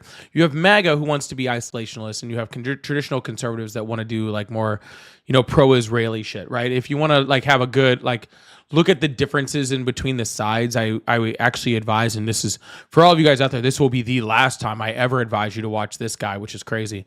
But watch Ted Cruz's interview with Tucker Carlson, and you'll really actually get to see the actual differences in between them, right? Because you have Ted Cruz, who's playing that more like old school traditional Republican status of that protect Israel, and Tucker Carlson, who's representing more of like the MAGA movement, right? And they go at each other, which is absolutely crazy. Ted Cruz gets destroyed, by the way. But it's an actual like perfect representation of the split in the right between what our involvement should be as far as Iran is concerned, right? Just to let you guys know, I don't tell anyone I agree with Tucker Carlson, which is wild. Please don't tell anyone I ever said that ever again. But I do agree with Tucker Carlson in the way that he addressed Ted Cruz in that. Okay, but it's not this true sentiment about Israel. It's dude, Israel's doing their own war, right? They didn't ask the U.S. for permission. They're trying to drag us into it, right? They are literally saying, "Hey, we're going to do this and force you to act." Right? They called Trump before they attacked Iran. Okay? According to what I'm reading, and again, I wasn't there, so I can't have no proof of it. But according to what I'm reading, he didn't put up any resistance. He was just like, all right, you gotta do what you gotta do. Right? So like, we're in this situation where it's like Trump is trying to play this like middle ground in a spot where he doesn't give himself. Oh yeah, that was Netanyahu who actually said that. Where he's trying to give himself a pass on both sides, and it's just not going to fucking work. Okay? He's going to have to make a decision whether he's in there or he's out of there, and whether the United States is in there or where he's out of there. And he better make the right decision, because this feels very Bush, Iraq, weapons of mass destruction-y, that 20-year war-ish type shit. That's really what it fucking feels like, and I say that I will gladly and easily say that there is no one on this planet that I would want making this decision on whether we go to war with Iran less than Donald Trump right now. Because I don't think he has an understanding of the geopolitical scene in the Middle East, or of Iran's capabilities, or of what this could do to America. I don't think he has the understanding from a foreign policy standpoint of what we're actually doing. And that is scary. That is very, very, very, very scary. So that's my stance on it. Again, like I'm just saying, like that's my stance on it. I don't know if that means shit from Adam, right? Like, but that's my stance on it, is that we that this is crazy that somebody who has no idea of the region whatsoever, to be making this decision on the United States, but absolutely crazy. But anyways, all right. Well, that was a good Iran. I haven't had a good Iran-Israel conversation yet. I don't even know if that's play that was. But anyways, all right, man. Well, you have a good one. All right. All right. Take it easy. Yeah, man. Your mom just had a baby. Congratulations, Logan. Jason, thank you so much for the super chat. Says, trying to talk. How is there a way to queue? There's not. I don't have an ability to do that. Honestly, because it costs a whole shit ton of money. And yeah, that's the only reason. All right. I've been on for like an hour and 45 minutes. My numbers are My engagement is I'm going to try to keep this thing going. I'm going to try to get a couple more, I'm going to try to get a guest or two more in. I'm down to go longer. Y'all, we're going to have to start seeing some super chats up in here. We're going to have to start seeing some live goals being hit. We're going to have to start seeing some stuff over here, all right? We're going to have to get this thing up to 100,000 likes. I'd like to see this get thing up to 600 likes over on YouTube. We're going to have to get this thing going, all right? We're going to have to get this thing moving. I'm going to grab a brewski for the holiday. Let's enjoy ourselves over here. Let's have some conversation. Let's have some fun. Let's get after this thing, all right? Let's have some fun over here. I appreciate that. Thank you guys so much. Hello? Hello? Hi, how old are you? Paul? 30. Awesome. Do you support Trump? So I used to actually support Trump, but I'm curious to hear about your opinion. So my perspective first is that I used to support Trump because of the fact that he said or promised his supporters that he would go for peace and all that good stuff, no more wars, no more involvement in foreign affairs, and I totally agree with that. But now there's a shift. And you said that you think that Kamala Harris would have been a better alternative. Now, here's my argument, and I'm curious to listen to your opinion on this. I think had Kamala been president now, what we would have had was more tensions with Russia rather than not a neutral, but more of a pause on supporting Ukraine and just putting more, gas into the fire. I'm I feel sorry. like that was Kamala's approach. What do we have better with Russia now?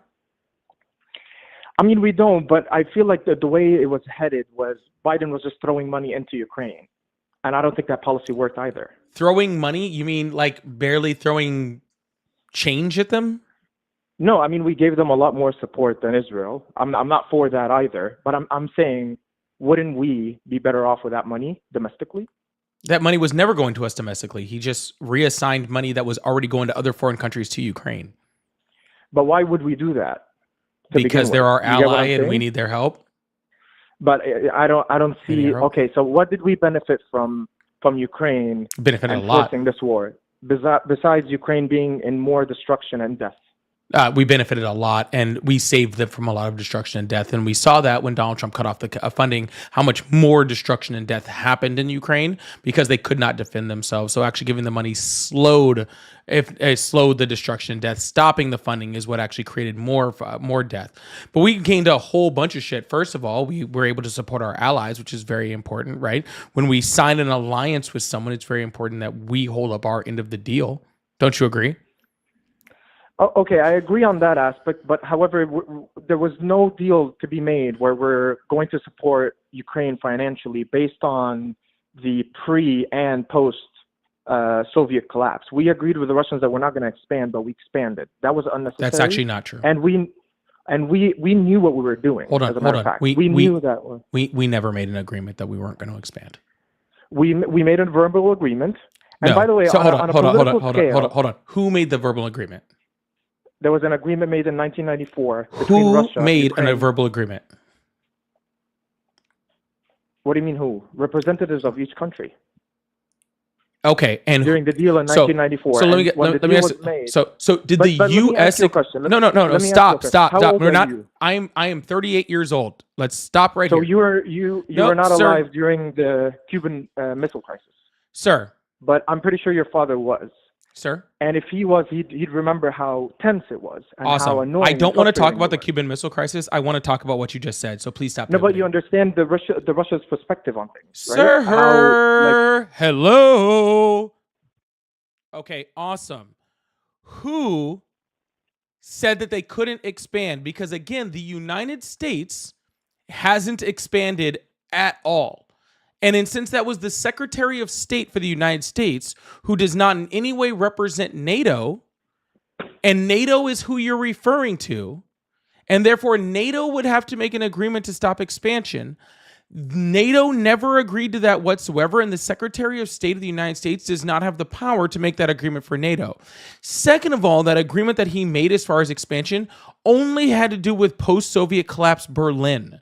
They were talking about the expansion east into East Berlin, not as far as countries expanding closer to Russia. Okay? So please stop quoting that like arbitrary, like ridiculous, oh, there was a deal made. NATO never made a deal about expansion. And when the Secretary of State under George Bush Sr. was made, he was talking about the expansion in Berlin, not the expansion of NATO countries.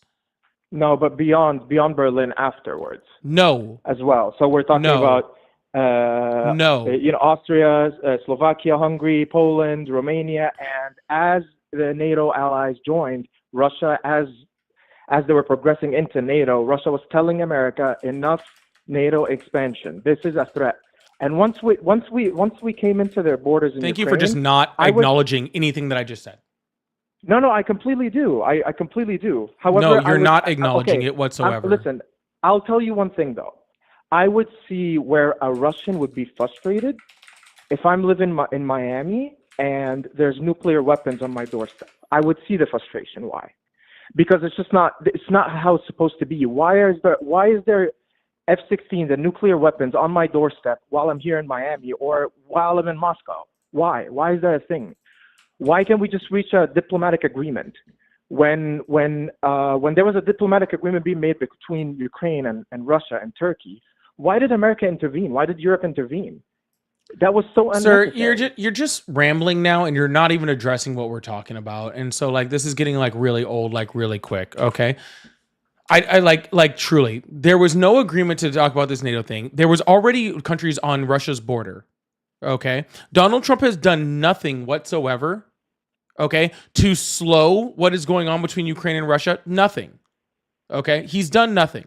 So you making this ridiculous arbitrary claim? I'm not saying that he did anything. No, but stop. I'm Stop. saying Stop. also No. Stop. I'm agreeing with you. Though. You can agree with I'm me or agreeing not with you. after I'm finished. Okay. You can agree with me all you want after I'm finished. Your ridiculous argument that somehow it would have been worse with Kamala Harris. Okay, because that was your original argument. When are we actually going to get to that? What do you mean? Get to what? That was your original argument, that it would have been the whole situation with Russia would have been worse if Kamala Harris had been elected. When are we going to get to that part? So okay, this obviously would be a hypothetical, but let's say Kamala Harris was president. I would assume she was going to take Biden's approach. Is that correct, or am I wrong? Wrong. So you don't think she would have supported Ukraine all the way? I don't know, but that's an assumption. But you said we should have. What do you think her stance would have been? I don't know what her stance would have been. I would have appreciated if she supported Ukraine. Do you think she would have taken a more stern stance than Trump right now, though? Or What no? stance has he had? We're still supporting Ukraine. Yeah, but I mean, like, what a more stern? Like, I mean, like, she would have, sent more aid and been more stern with Sir, Russia. the entire amount of aid that we sent over to Ukraine amounts to like 3 to 5% of our defense budget. Okay, it is almost fucking nothing, and the majority of the aid we sent in was literally like Vietnam era fucking weapons. Okay, But like $34 billion is not nothing. $34 billion when you're talking about the U.S. Government budget is nothing. Okay, when you're talking about your however, home budget, we're- $34 billion is a whole lot of money. I'm pretty when sure you're talking about the $34 U.S. billion budget, dollars going to you. Is better. when you talk about Or the to me U.S. or to your budget, kid or to your the cousin. Pentagon like loses more money than that every year. Loses it, just disappears. Yeah, but that's reckless. Okay? Why that? Why doesn't it go to the people on the chat or the people who are struggling or the people who are homeless? We're better off. Sir, using if you wanted to go to that, then you need to. Let me ask you a question. Where do you vote? What do you mean? Where do I vote? What state? New York. All right, awesome. Who's your representative in the House of Representatives? Well, I actually do not have the right to vote. Actually. Okay, awesome. So you don't even But, have a let's dog in say this if I fucking fight. had- But let me if ask you a I had question. the right to vote, But I who would have is your voted for representative? Trump. Who is your vote? Who is your representative? I don't know. I'm Okay, not awesome. Even American. Who has the ability to appropriate money in this country? Who has the what? Ability to appropriate money in this country. Probably the countries. I don't know. Okay, The so countries you know represented. nothing about how money even got to Ukraine. You're not a U.S. citizen, so you can't vote into this vote in this country. Yet you're sitting up here arguing with me about the money that got there when you don't even know how About it foreign got there. policy. You don't About even foreign policy approaches. Foreign policy approaches don't pay anyone. Okay. If my approach towards Russia is to apply sanctions and pressure, Sir, I got it. You're a Russian simp. Let me go ahead and finish, okay? You're complaining about money that was sent to Ukraine when you don't even realize that money was sent by Republicans and Democrats, okay? Those were bipartisan bills on every piece of funding that went to Ukraine. Okay. Yeah, but you're not talking to a Republican or a Democrat. I'm talking to somebody who does not even have a say, nor is part of the community in which we send that money. So none of your would you prefer peace or war? I would prefer that you Would you actually save talk about Ukrainians something and you're Russians qualified or to talk fight? about. That's what I'm saying. I would prefer peace, but what you're saying doesn't create peace. It causes more war, and we saw that when Donald Trump so stopped you'd funding. prefer a genocide? Goodbye. Oh my goodness. He just wanted our that dude was straight off. That dude was straight from Russia. That dude was straight from Russia. I think I said this one. Jason, thank you so much for the super chat. It says trying to talk to you. How do you get in the queue? I think I already did that one from last time, but I got another one anyway. All right, y'all. We're gonna keep this thing going. We're gonna open up the phone lines again, y'all. If you guys like to support, I do have super chats open in YouTube. I also have memberships open in YouTube. And on TikTok, I'm still trying to finish off the money guns and hit my sub goal over here. So if you guys would like to support in any way, I really, really do appreciate it. Thank you guys so much. We are going to keep opening the phone lines. I really appreciate that.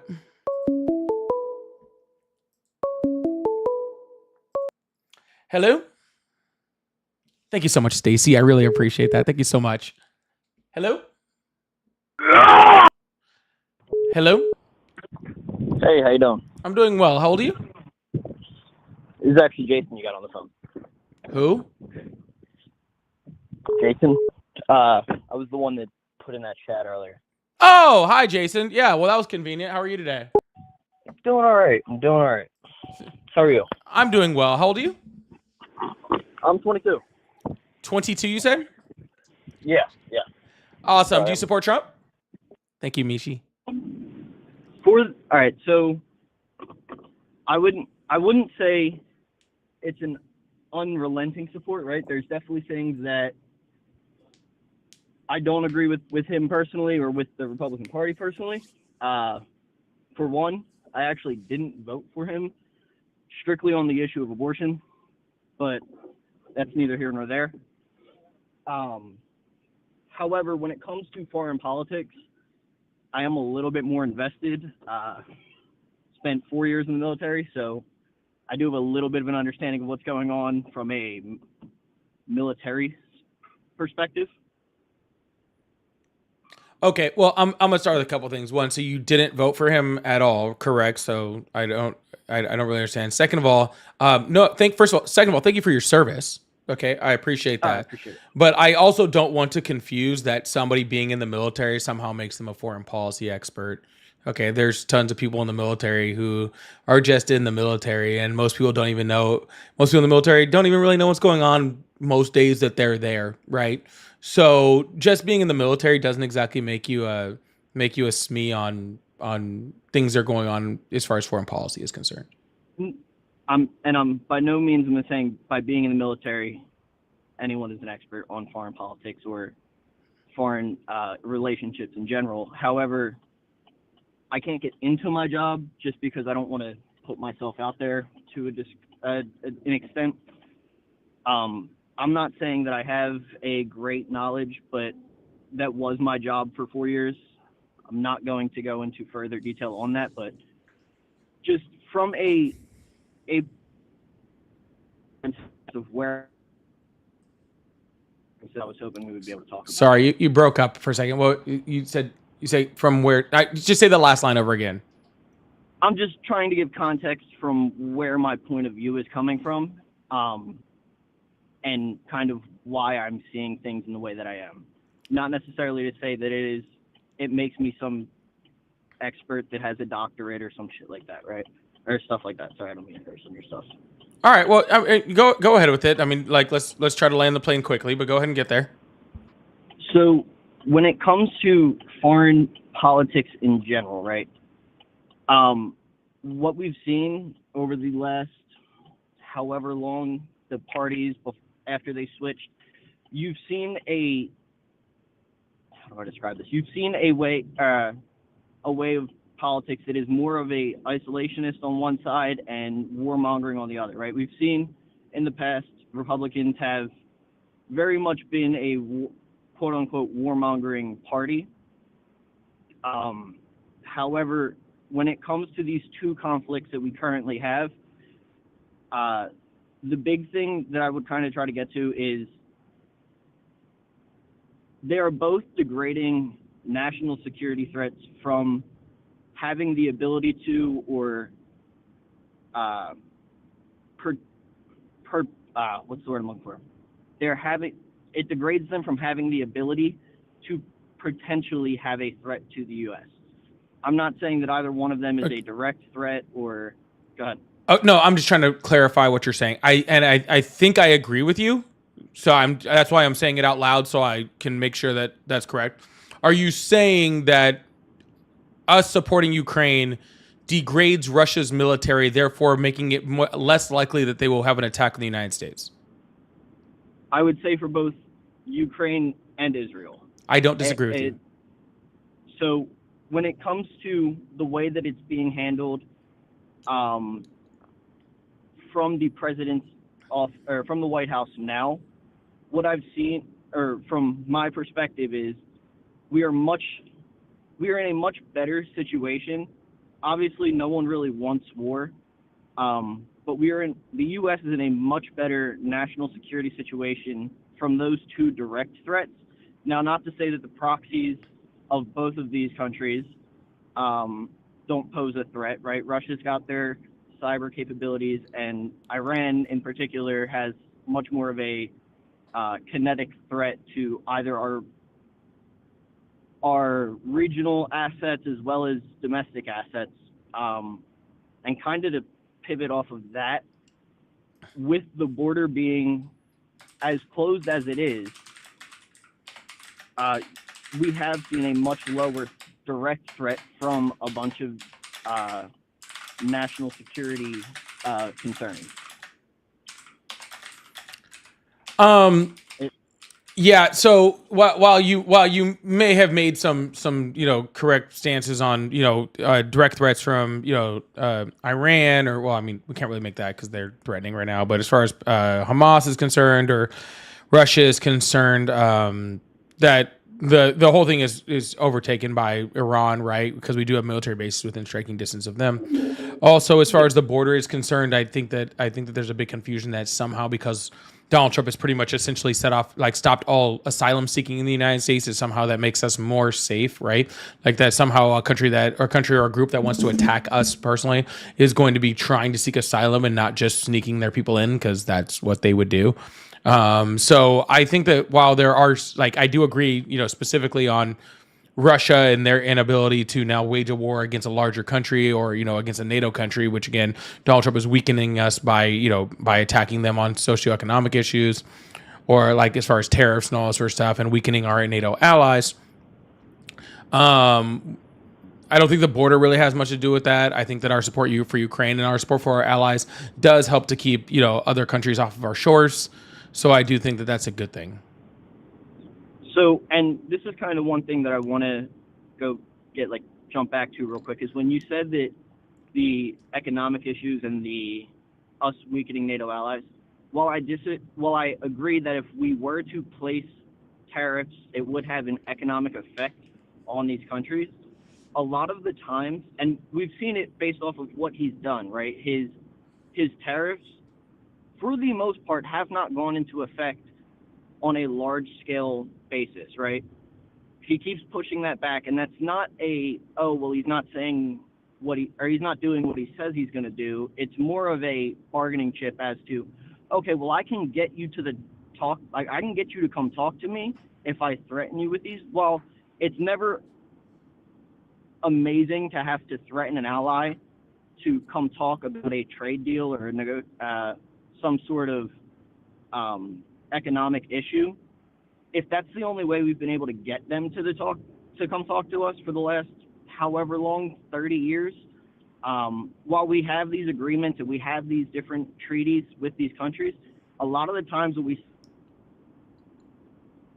by that partner force that we see as an ally that is taking advantage of the United States as an economic power, right? Yeah, so sir, that would be accurate if what you said was true, but it's not. Are you familiar with the USMCA? If you describe what it is, United States, Mexico, Canada agreement. It was the replacement for NAFTA. Yeah. Yeah, that was a trade deal done in Donald Trump's first term, and he did it without threatening tariffs, and he created a deal. So when you're saying that countries aren't coming to the table, countries come to the table with the United States whenever the United States asks, and we don't need tariffs in order to do it. Okay, any of these countries would have gladly came to the table. And the second of all, if these tariffs were actually having countries come to the table, that would be another thing, but they're not. So far, he's created one deal, right? And I put deal in parentheses, and pretty much the giant crux of that deal was now UK car dealers now, like Rolls-Royce and Land Rover, now have preference over US car makers. So he got worked in the one deal that he's being able to create. The other only deal he made was just China reducing tariffs to the same place it was prior to his tariffs it being implemented, right? So A, the deal, no one's coming to the table to deal with them. And B, people were coming to the table to deal with them before the tariffs, right? So he actually weakened his ability to make better trade deals. So to speak on that a little bit, right? With China, we're never going to get a fair deal with them. Whether or not he says he will or he won't, that's just, it's not realistic. And the amount of drum beating that happens over that deal, I agree. Same thing with when it comes to the UK, I don't know the details of that deal. I do know it was about car manufacturers. I don't think that should have been a priority. However, when it comes to places like India that we're speaking to, when it comes to places that we're trying to take some of the word I'm looking for, trying to take some of that production from China, because realistically that is our largest threat economically as well as militarily, right? If we are able to get those production facilities out of China, which I'm not saying is being done actively right now, right? But while these deals aren't happening yet, it has only been 6 months into the presidency. I understand he set certain timetables that, again, most people, when they looked at them, said weren't realistic, and I don't think most people should take those timetables at a face value, right? Because there's things that happen in the world that no one has control over. But sir, the problem with that is when did Donald Trump's trade deals start or tariffs start? They didn't start until May. They started in 2018. So, are you talking about like tariffs in general? Donald Trump implemented broad tariffs across countries starting in 2018. And in 2018, since then, he has not made one significant trade deal, okay, that has helped the United States by using those tariffs. Not a single one. Okay? It's been 7 years. And he's yet to create these giant trade deals. Donald Trump has yet to create a trade deal that exists with any country outside of the USMCA, and the only reason he was able to create that one was because of the expiration of NAFTA, so he pretty much had to. All right. So this idea that Donald Trump, because of putting these tariffs on, is somehow going to create this like, oh, he's going to create deals with this country and that country and this country. He's not creating deals with anybody. He's never created a deal. He's never done it. Like this UK deal would, I guess, be considered the first, but we lost it. Right? And Donald Trump calls the USMCA bad. He's like, I don't know who negotiated these trade deals with Canada and Mexico. They were horrible. These are the worst trade deals. It's like, Donald Trump, you negotiated these trade deals. He did it. So he's calling his own trade deal friggin' bad. I don't understand what's going on. But this whole, we need these sweeping tariffs to raise consumer prices in the United States and have U.S. importers paying these massive amounts of money more, therefore like crippling small business in the United States, and we need that so other countries come to the table. Why don't we just ask them to come to the table? Did anyone ever think of that? So while I don't know the specifics on his history of his trade deals, I can't speak to them in particular, right? When I'm trying to look at the future as to what the larger deals have been, right? When it comes to NATO partners or the EU, they have said in the recent months that they would that they are trying to speak and make a deal, right? Now, when it comes to the past, right? When it comes to the U.S., Canada, Mexico, I don't know the specifics of it. I can't really speak to that. But when it does come to like what the future holds, you've seen the EU said that they are going to come to the table. Now, I don't know if we said we were going to ask or if we asked them to come to the table prior to. She's not a part of the administration like that, so I don't know. Sir, they haven't in the last 20 years, sir, right? we So- update deals with the EU all the time. What do you mean? Where are you getting this like 20, 30 year like statements from, dude? We update deals with the EU and all the countries across the United States or across the world with the United States. We update these trade deals consistently. Like all the time, man. A year or 2 years or 3 years. Like we're not sitting here off of the same trade deals from 20, 30 years ago. Where are you getting this information, man? So, well, I'm not, okay. I am not going in, like, I don't have the specific of the, when they were updated, right? I'm driving, I can't sit there and look them up. When it comes to what we've seen for the trade deficits, they've progressively been getting worse. So whether or not we've been updating them, they haven't been, trade deficits haven't been getting better in the country. Sir, Whether the that's most a lack of production. the most recent significant trade deal between the European Union and major partner was this is the EU UK one. Sorry, this isn't the one I was looking for. Where's the one? Negotiations for the TTIP, a proposed large-scale trade agreement between the EU and US, began in 2013. Other trade deal, dude, we update these things all the fucking time. What are you talking about, man? Like, So you, just going off of what you told me, the last one you just said was 2013. that was just a right? major overhaul, but there's been multiple ones all the way across the years, man. We just don't have a free trade agreement with them. But trade deficits aren't negatives, dude. Like why? I don't understand why people have like kind of made out this whole thing like, oh, we have trade deficits. Yeah, why is that a bad thing? So when you have a trade deficit with one country, it isn't, right? But when you have a trade deficit almost completely across the board, it shows a lack of like homegrown production within the U.S. Right, When that's you look awesome. At almost anything. How? Sir, where is this ideal that somehow U.S. production of things equals good? Where are you getting this idea? So I'm not saying that the actual product is going to be better than something that is made in another country. What I'm talking about is the fact that we have a severe lack of production throughout the U.S. on major critical resources, Like things what? like steel, for one. We just did things like did an agreement in 2019 and 2022 to bring steel here, and Donald Trump just sold off the largest U.S. steelmaker to a Japanese company. What country did we have that trade deal with? This is strictly curious. Not a trade deal, sir. We were bringing in steel manufacturing in the United States. You can look at Hyundai for an example. Okay, give me 1 second. Yeah, that was So when negotiated it in came- 2019 and then renegotiated in 2022. We had a large problem when it came to chips. That's critical infrastructure. That was fixed with the Chips and Sciences Act under the Biden administration, right? I'm not So, disagreeing, wait a sir. second. Sir, so hold on, sir. the- I'm not. Go ahead. Sir, I'm not disagreeing that there are certain things that we do need to make in the United States. What I'm saying is that Donald Trump putting tariffs on countries that that don't have human beings on them does not solve that. Okay, if you want to have specific industry that you want to bring back to the United States, i.e. steel, i.e. chips, i.e. electric vehicles, i.e. whatever suits your fancy, to be completely honest with you, whatever the president thinks is critical infrastructure for the United States, and we need to completely adjust our manufacturing in order to make sure we isolate ourselves from other countries when it comes to those things. I don't have a problem with that. Okay, that's not what Donald Trump is doing.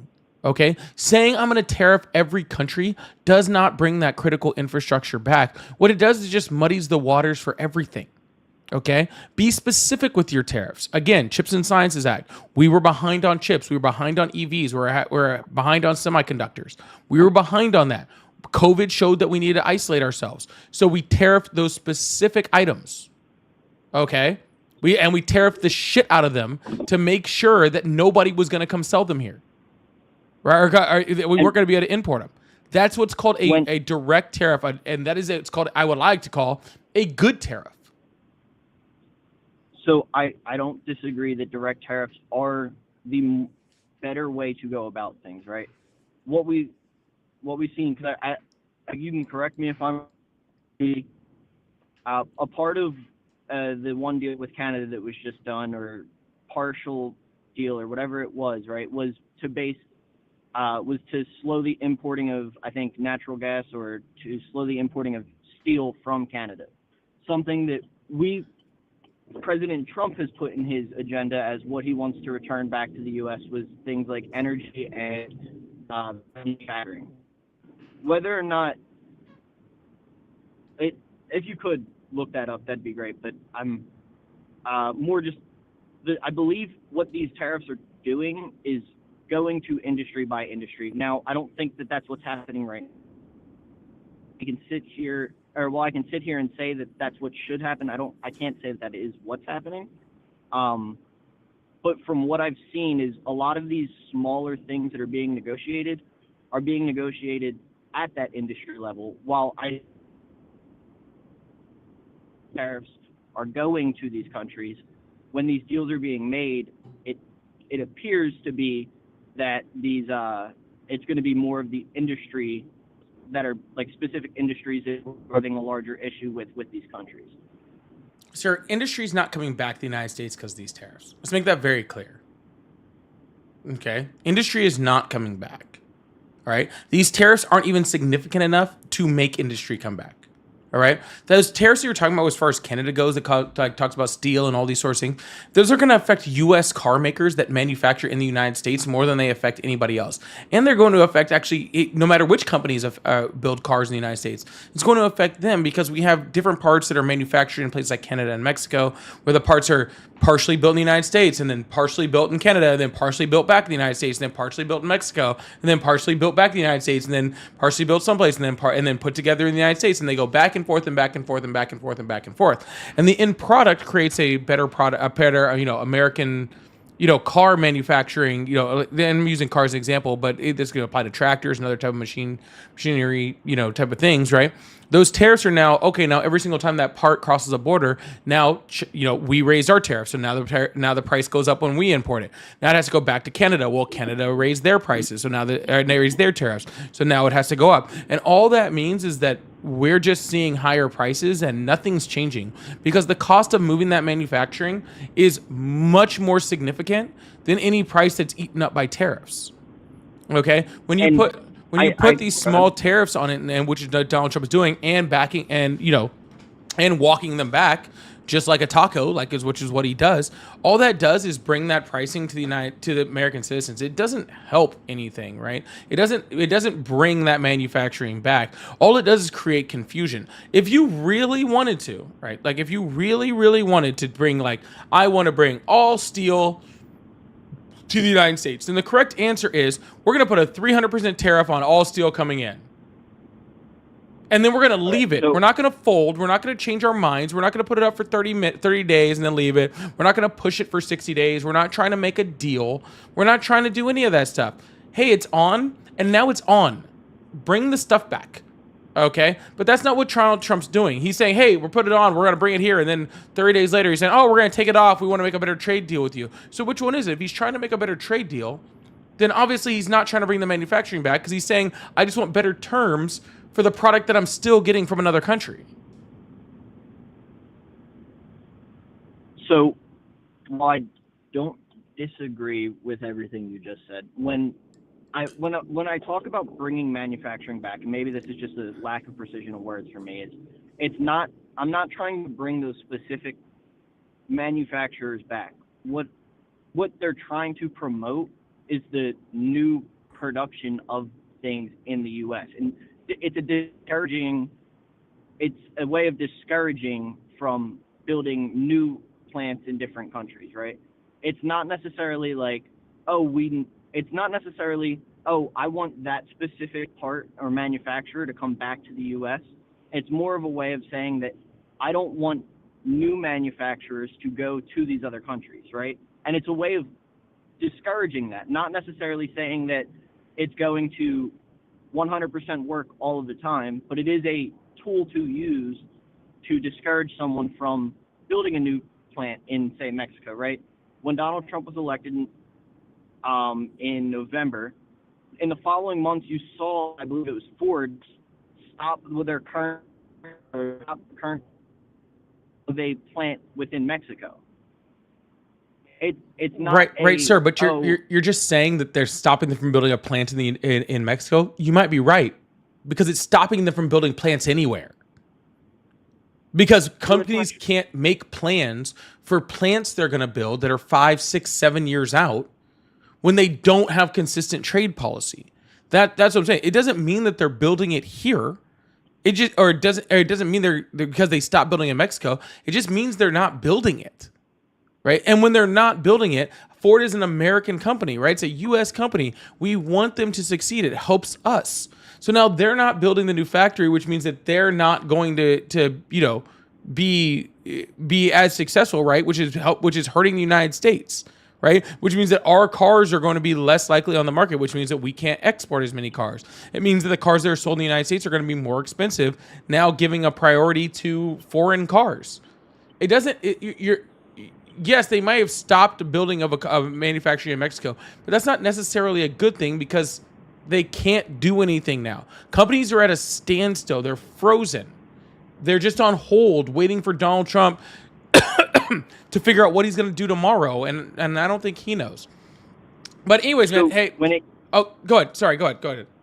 When it came to that specific plant, the plans were moved back to the U.S., right? That's the one that I can remember off the top of my head. That, however, I don't disagree that it's discouraging people from buying U.S. cars in other markets. However, no other country was buying U.S. cars anyway. Like, there is a small minority in other places, right? But for the most part, the rest of the world does not buy our cars. And that's because they already have these large tariffs on the U.S. coming into those countries. Mm-hmm.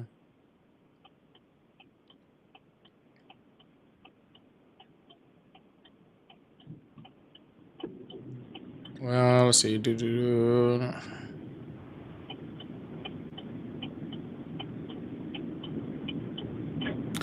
fictional rumor circulated in the days after Ford announced its first quarter earnings in May 5 included reporting that expectations of a $1.5 billion tariff impact and withdrawing its 2025. I'm sorry, you cut out there.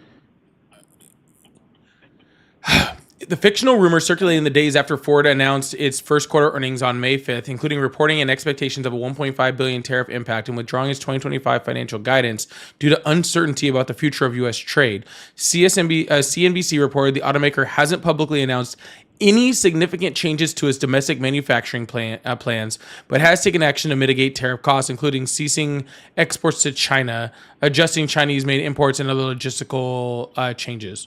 So they made no significant manufacturing changes when it came to these tariffs.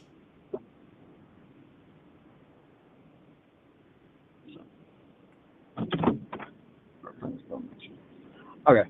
If you'd like to get off of this topic, or if you want to move on to somebody else, that's by all means. Yeah, I'm going to move on to another caller. I really appreciate it, man. But again, thank you for your service, and I hope you have a wonderful day, all right? All right, man. Yeah, I didn't think that was correct. But Sharon, thank you so much for the PayPal, $45 PayPal. Thank you so much, Sharon. I really, really appreciate that. Thank you so much. That really does mean a lot to me. Thank you. Big W's to chat for Sharon. And Chelsea, thank you so much for the $5 PayPal over there too for Happy Juneteenth. Thank you guys so much. I really, really appreciate that. You guys are really awesome. You guys are really, really awesome. I really appreciate that. Man. All right. I guess we'll go one more. Maybe one more. I'm not sure. Maybe one more. How do we become members? Ashley, I don't know. I think I probably should know that answer though, huh? I think it's on the bottom right over there. If I'm correct. Heather, thank you so much for the money guns. I really appreciate that. Thank you so much for clearing that off for me. I really appreciate that. Thank you so much. Big W's in chat for Heather for clearing that. Oh my God, that's really awesome. Simmer said, thank you for stop being so damn handsome. I can't help myself. Okay. I can't help myself. Heather, big W's. I really appreciate that. Thank you so much. Big W's chat for Heather and Sharon for the support over here. We're going to move on to another guest. Again, if you're ever on YouTube and you'd like to support, I do have the super chats open. I'll put them on the screen. Just like, and it'll look something like this one. They said, I need to get my dad to call in. Glenn, send your dad on over. We'll have that. All right. If you'd like to send super chats over to YouTube, thank you so much for sending up that money gun goal. I really appreciate that. But yeah, if you'd like to super chat on YouTube or send super stickers, that is the best way to support over there. If you're on TikTok, clean up the sub goal right here would actually be the best way. We already did the money gun one, so we're good to go. So if you'd like to sub, that's a great way to support. Also, you do get special channels and stuff in my Discord, and you makes you eligible for the giveaway every month. So there's some pretty cool sub stuff going on, so I really appreciate that. Thank you guys so much for the support. Hello, how are you today? Hey, how's it going, man? It's going well. How old are you? I am 22. Are you sure? Yes. Awesome. Do you support Trump? So I'm like watching it live right now. I'm not seeing it. Is there like a delay? There is a delay, yes. Okay. So man, I am U.S. Marine Corps, and I was wanting to talk about real quick, mate. Do you support Trump? Yeah. So yes, kind of, I want to say. All right. Well, let's stop there. Also, y'all, if you're on YouTube, we're getting real close to 700 likes. I would really like to get up there. So if you guys haven't already liked the live, you guys can go up and like and subscribe. I really, really appreciate that. Thank you so much. Over on the TikTok side, can we get this thing to 125,000? That would really mean a lot to me. I really appreciate you guys. All right. So why do you support Trump? Go ahead. Oh, by the way, thank you for your service. I think I already said that, but just in case I didn't. Oh, thank you, man. So, I guess, like, I voted on, and don't get offended by this, please. So there's nothing. So you can I say that voted on the offended me. topic of immigration. So I have a lot of immigrant friends, but I don't support illegal immigration. No one does. Yeah, and like, no, I mean, no one does. Yeah. Like, who's out here going like, yes, let's bring all a bunch of who's saying that, man? Yeah, I get what you mean. And like, my question for you was, how do you feel about the U.S. Marines getting, or from 29 Palms getting deployed to LA? Fucking disgusting.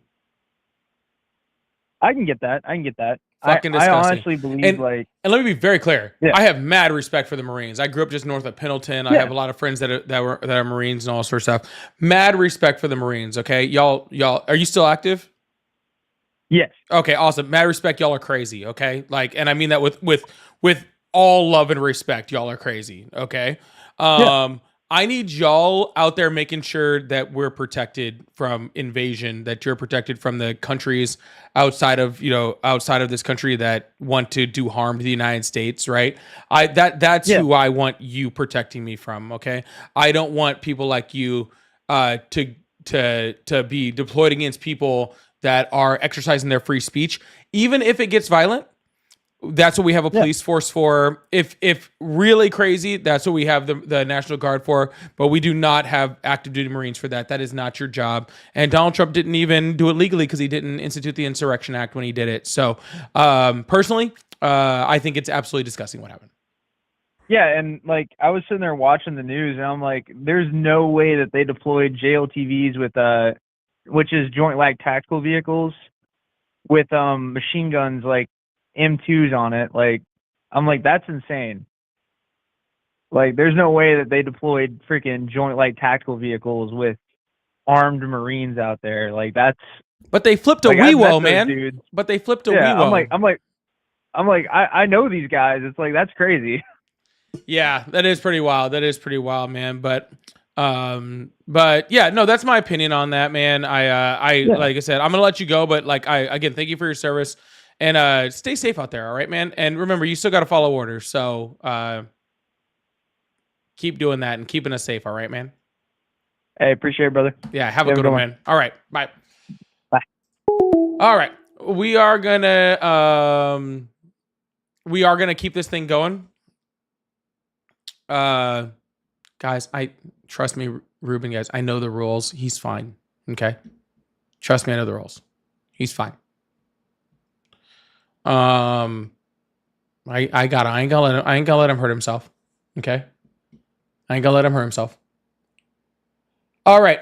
Yeah, let's go for another call over here. Second of all, it's not like he's up on the live. It's a telephone number. Who are they gonna chase him down? We don't even know who the hell he is. They're gonna recognize his voice. He'll be all right. Hello.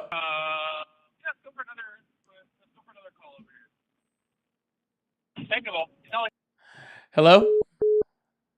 Yeah, I know he's not supposed to dark, but that's okay. He could be. You know, we'll just go ahead and say this. He was lying the whole time. All right. None of what he said was true. So therefore, he can't hurt himself, right? Anyways, how old are you? Hey, I'm 22. You say 23? 22. 22. Awesome. Do you support Trump? Honestly, I don't feel like I fully support him, but I will say I did vote for him. Well, I mean, I really appreciate that, but it sounds like you are kind of having a change of mind, which is smart. I'm not, arguing with you on that. I mean, I would change my mind if I was you also. But I am trying to get like a conversation in with a Trump supporter. So, but do you have a point you want to make real quick? You can. Give me 1 second.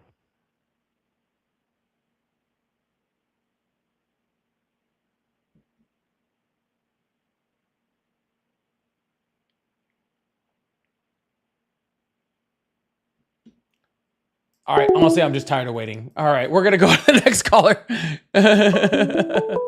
I'm just gonna move on because I'm bored of waiting. Hello. Yes, good afternoon. How's it going? It's going well. How old are you? Oh, you said how old am I? Yes, sir. 35. Awesome. Do you support Trump? I actually don't support no party. I mean, I support the legal. Not people not being here illegally. That's what I support. Nobody doesn't support a stricter immigration, man. That's not a right. The right doesn't have a policy, doesn't have the right doesn't have some type of monopoly on strong border protection. The left does too. Say if you were the president, what would you do if you were in Trump's shoes and Biden had let 10 to 20 million people come in our country illegally? Well, that didn't happen. So. I'm saying. Well, that didn't happen. So. Just say, for instance, if that did happen, what would you do? I'd probably call the flying spaghetti monster in to go have them removed. The flying spaghetti monster. Yeah, since we're speaking in hypotheticals, it didn't happen. I figure I'll just speak in mine also. I'm from Texas. I'm from Texas. And I'm a commercial driver. I seen the illegals being flown in. Sir, I was at the airport. I'm from Texas. Sir, yes, sir. over all time, okay, the total amount of projected undocumented immigrants in the country total doesn't reach 12 million. How do you know? Where you get your source? Who's your source? Council Council on Immigration Studies, Pew Research Center, and Customs and Border Protection. Well, Biden said he didn't even know what a woman was. Why should I believe anything that Mayorkas? Sir, I doubt you know what a woman is. Okay, so that's fine, but that has nothing to do with immigration numbers because I didn't reference. Sir, I will hang up on you so fast. Awesome. Okay. So we're not talking about what a woman is. We're talking about people that are very, very clearly, there to study immigration, and we're talking about their projected numbers. So. Okay. Say if it's 10 million, just say 5 million. But how you get rid of 5 million people? We have almost 12 million people, and you don't. I'm saying, how do you don't? I mean, if I allow 12 million people to come into the country undocumented, that means we have no knowledge of who actually is in the country. So when it's like that, that becomes a problem for everybody. Sir, when Donald Trump took office the first time, there was like 9 million undocumented migrants in the country. Okay. Before he took office the first time. Now there's like 11.6. Or I think was the last numbers I saw. I might need an update. Okay, something like that. It might be a little higher. 12 point something. Okay. You know how you get all those people out? Yeah. You fucking don't. It's impossible. You just live. It's impossible. It's impossible. it's literally impossible. Okay, it's Exactly. never going to happen, regardless of how much Donald Trump wants to put in immigration policies or whatever. It's just not going to happen. What about the families that are going to be affected, though? What about the people like you and I that could be affected by? I had a friend of mine almost lost his life the other day when a guy hit his car illegally. Illegal was over here, hit his car, no papers, no nothing.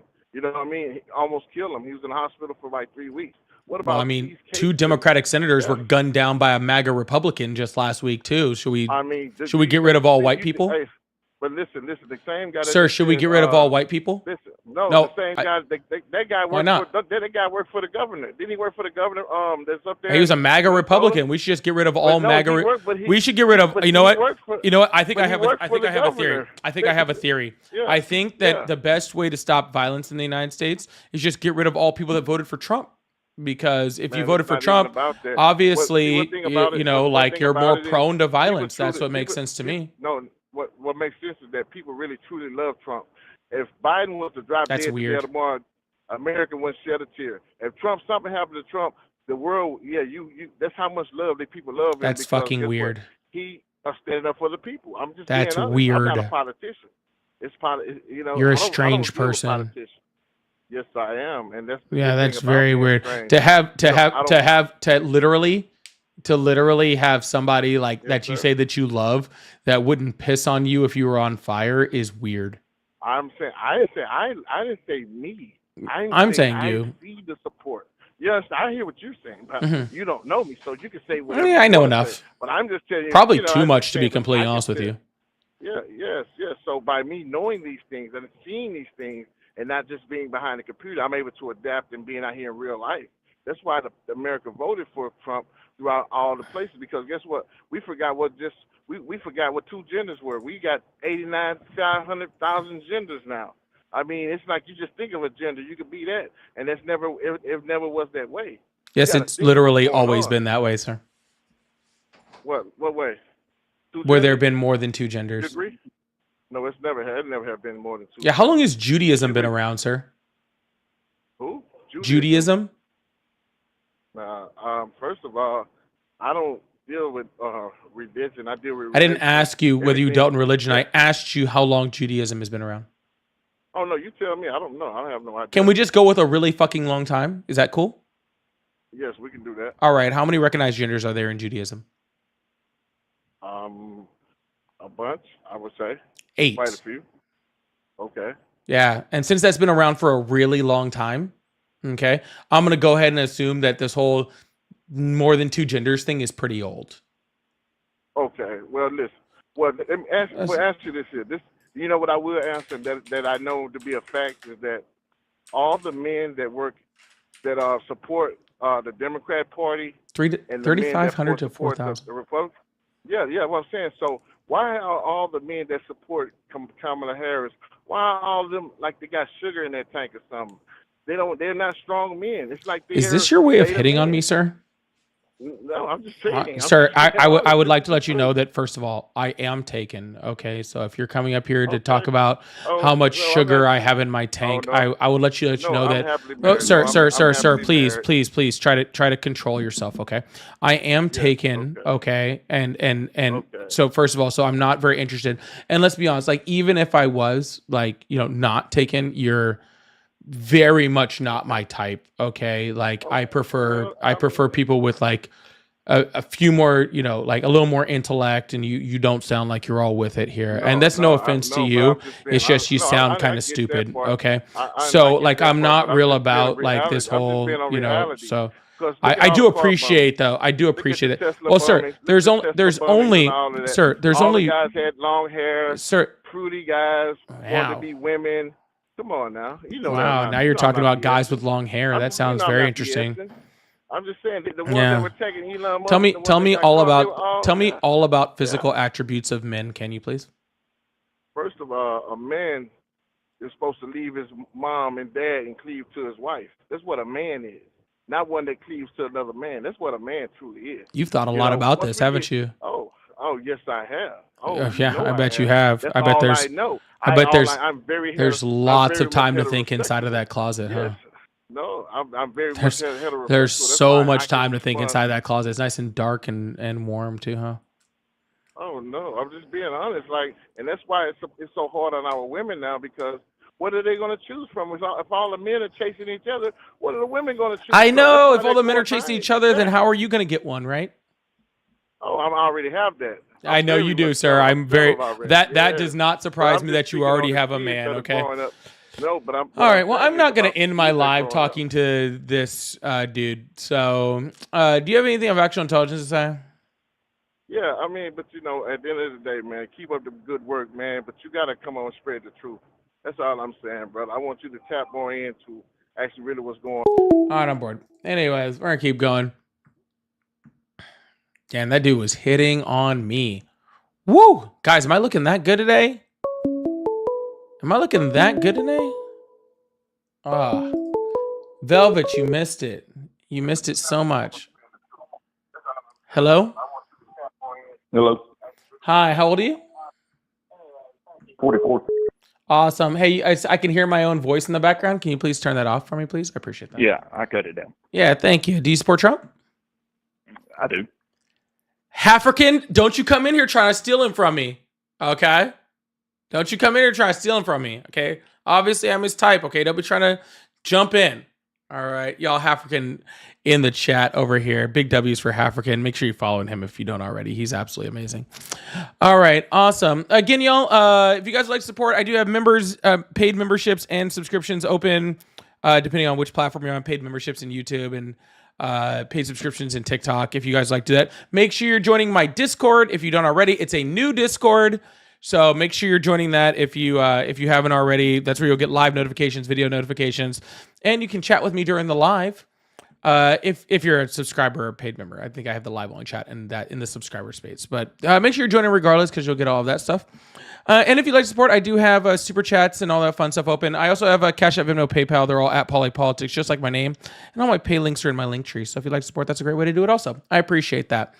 All right, now I'm done with my PSA. So why do you support Trump? A number of reasons. I mean, I support the whole tariff thing he wants to do. He was a great president before, and the last 4 years we had, I mean, honestly, with all the blunders that Biden had, you couldn't go any worse with Trump, could you? And what blunder did he have? Well, let's say there was Afghanistan where he didn't listen to his military advisors. Oh, he did. No, he didn't. He absolutely did. There were congressional hearings on this. Did you not watch those? Oh, I watched and read every single one of them. The problem with that is the person who didn't listen to their generals was Trump, not Biden. You do understand that, right? Well, from what I watched and heard, it was right the opposite. I mean, generals wouldn't. Generals advised Biden to pull out slowly, not the way he did. Sir, you do realize by the time Biden got in, we were at a skeleton crew in Afghanistan, right? By the time Joe Biden even took office, Donald Trump had taken us down to almost nobody in Afghanistan. So how was he supposed to pull out slowly if literally we had already pulled out quickly before Biden got into office? And by the way, these are also in the books by Mark Kelly and General Milley. The two of the generals under Donald Trump, who both said they advised Trump not to pull out so quickly and not to negotiate with the Taliban, and Donald Trump did not listen. The skeleton crew. Yeah, we had less than 3,000 troops in Afghanistan by the time Biden even took office. No, there was way more than that, bud. No, there's not. You need to go back and I think you should go back and look. I know. I don't give a shit if you were there or not. There was more than 3,000 there. Way more than 3,000. Okay. Way more. I mean, when Joe Biden assumed office in 2021, there was approximately 2,500 U.S. soldiers remaining in Afghanistan. Incorrect. Cool. I have multiple sources. And I was there. Sir, unless you were there with a little counter counting every person that was in the country, I do not care. Well, you should. Okay. You should. You're going on what? You're Googling this shit, of course. Excuse my language. And you're probably using biased references as typical. Let's see. I have the National Archive, Reuters, the Committee on Foreign Affairs, the U.S. Department of Defense.gov, factcheck.org, the House Committee on the Budget, the U.S. Department of Defense again. Which one of those are the bias source?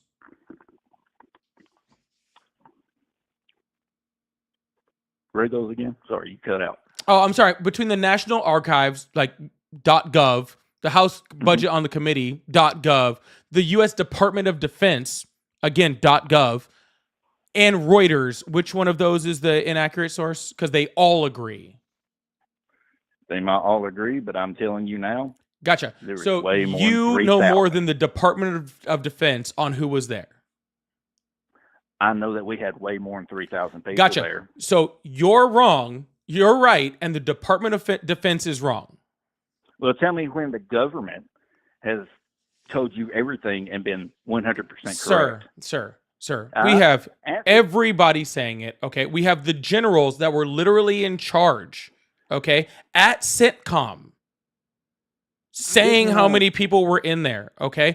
I'm not asking your opinion on how many people were there. I am telling you how many people were there. I am telling you that Donald Trump negotiated with the Taliban and not the Afghan government. I am telling you that on the terms of that agreement, that Donald Trump let 5,000 Taliban prisoners out of prison and released them back into the Middle East. I am telling you that we have proof that some of those 5,000 prisoners were the ones that attacked and killed those 13 U.S. soldiers that were left behind. I am informing you of these things. I am not asking for your opinion. Sir, I am not asking your opinion on facts, okay? I am telling you the facts. No, sir, I am telling you the facts. I am asking you what your opinion on the facts that I'm stating to you are. Okay. You consider it an opinion all you want, and that's fine. I just know the facts that there were more than 3,000.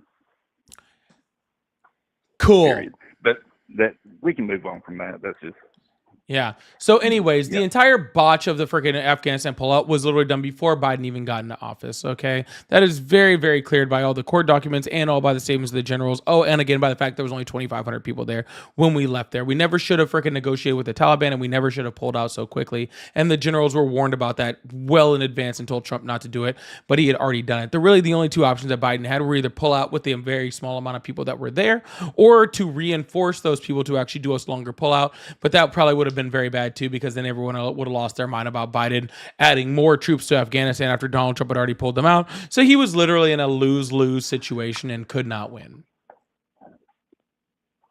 Oh no, there was a way to do it. I mean, what was that, sir? What was that, General? Which general? I can't. Apparently you.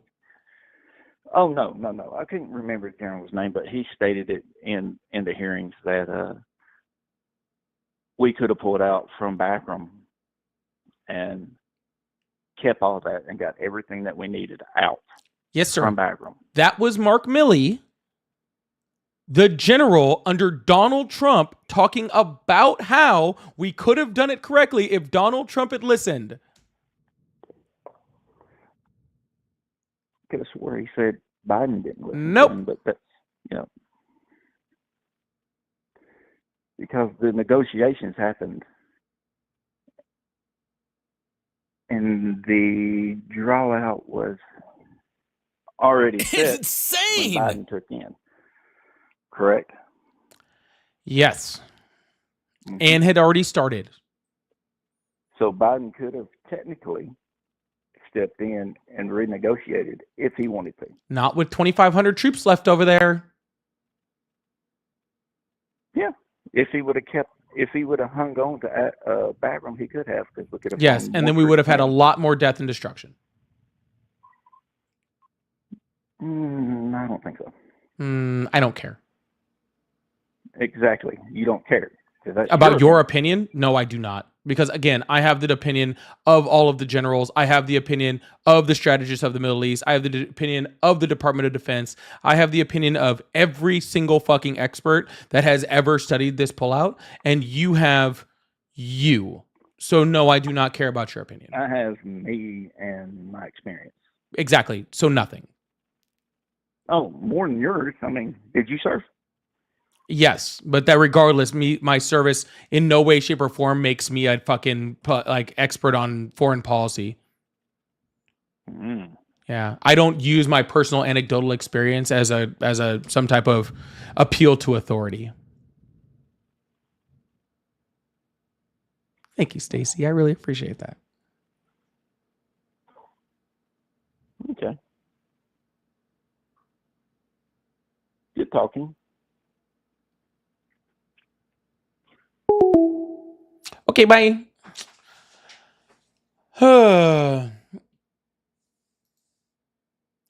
Jen, thank you so much for the super chat. Said thank you for everything you do. You make my work day go better. Oh, thank you so much, Jen. I really appreciate that.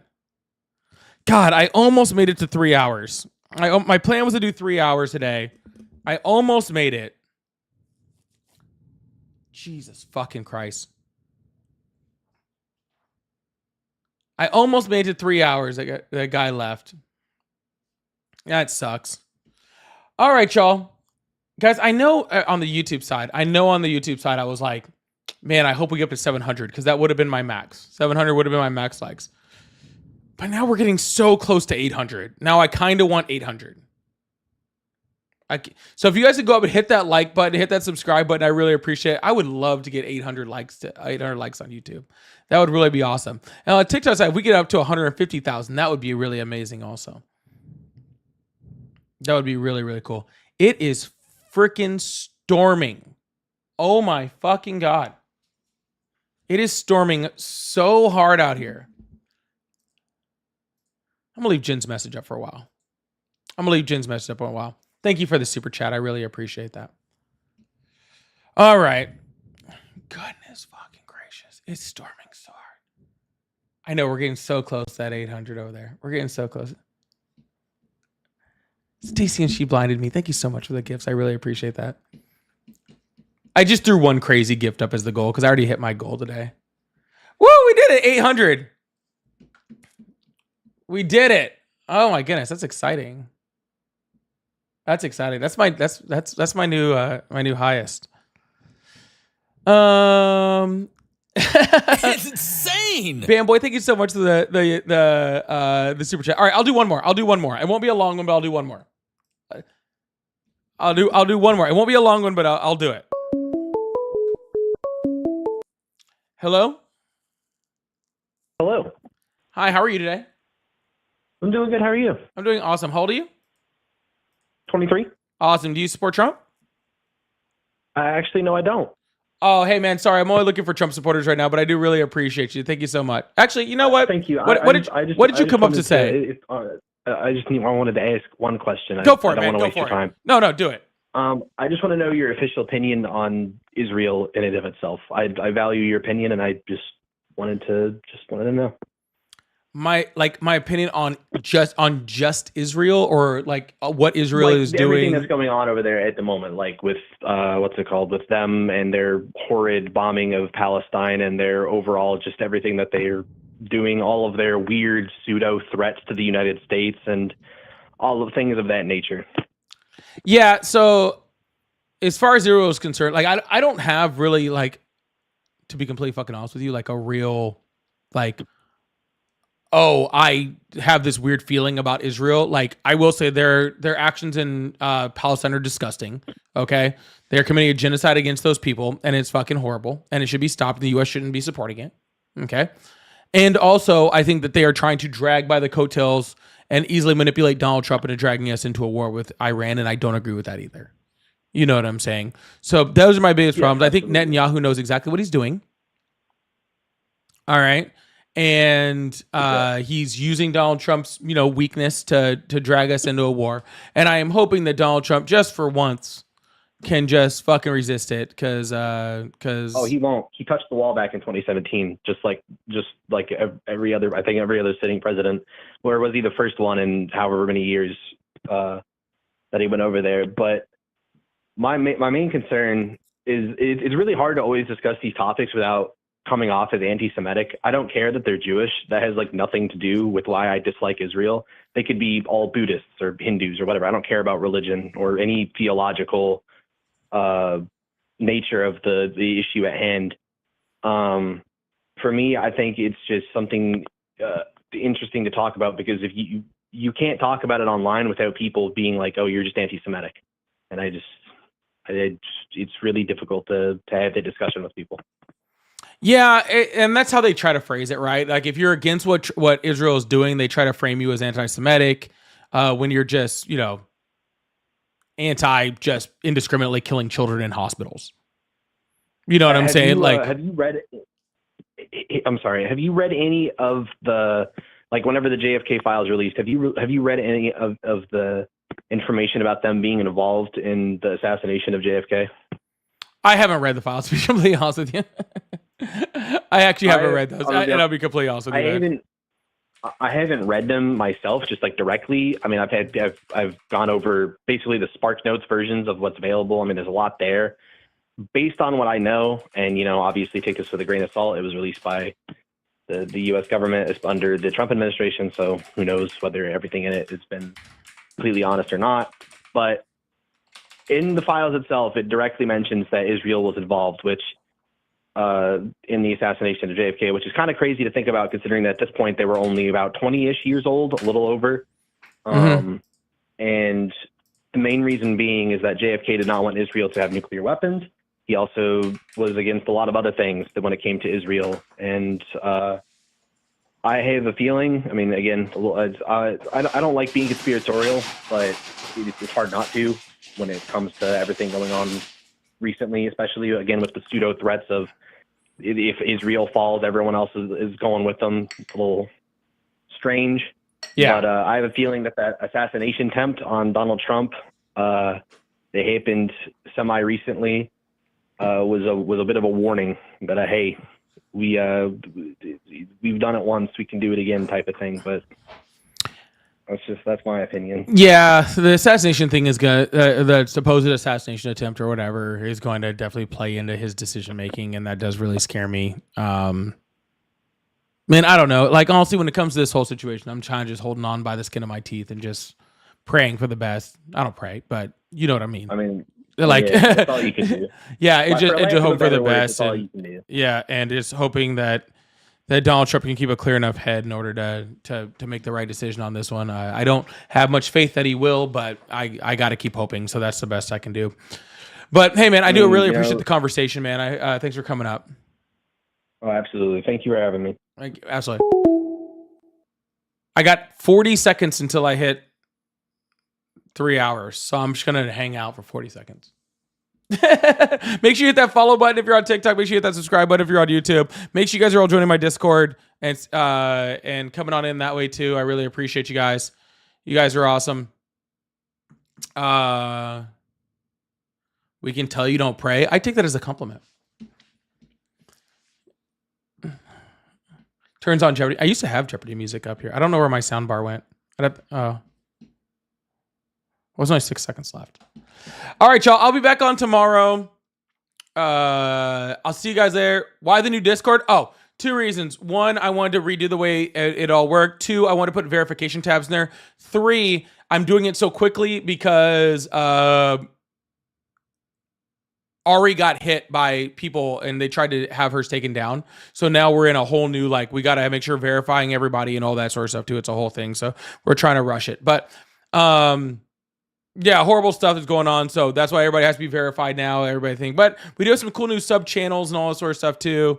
Some really cool stuff going on. So with the new one, and because we're building it, if you guys get in there and you guys want to see some cool stuff in there, then we can do that. So that's also awesome.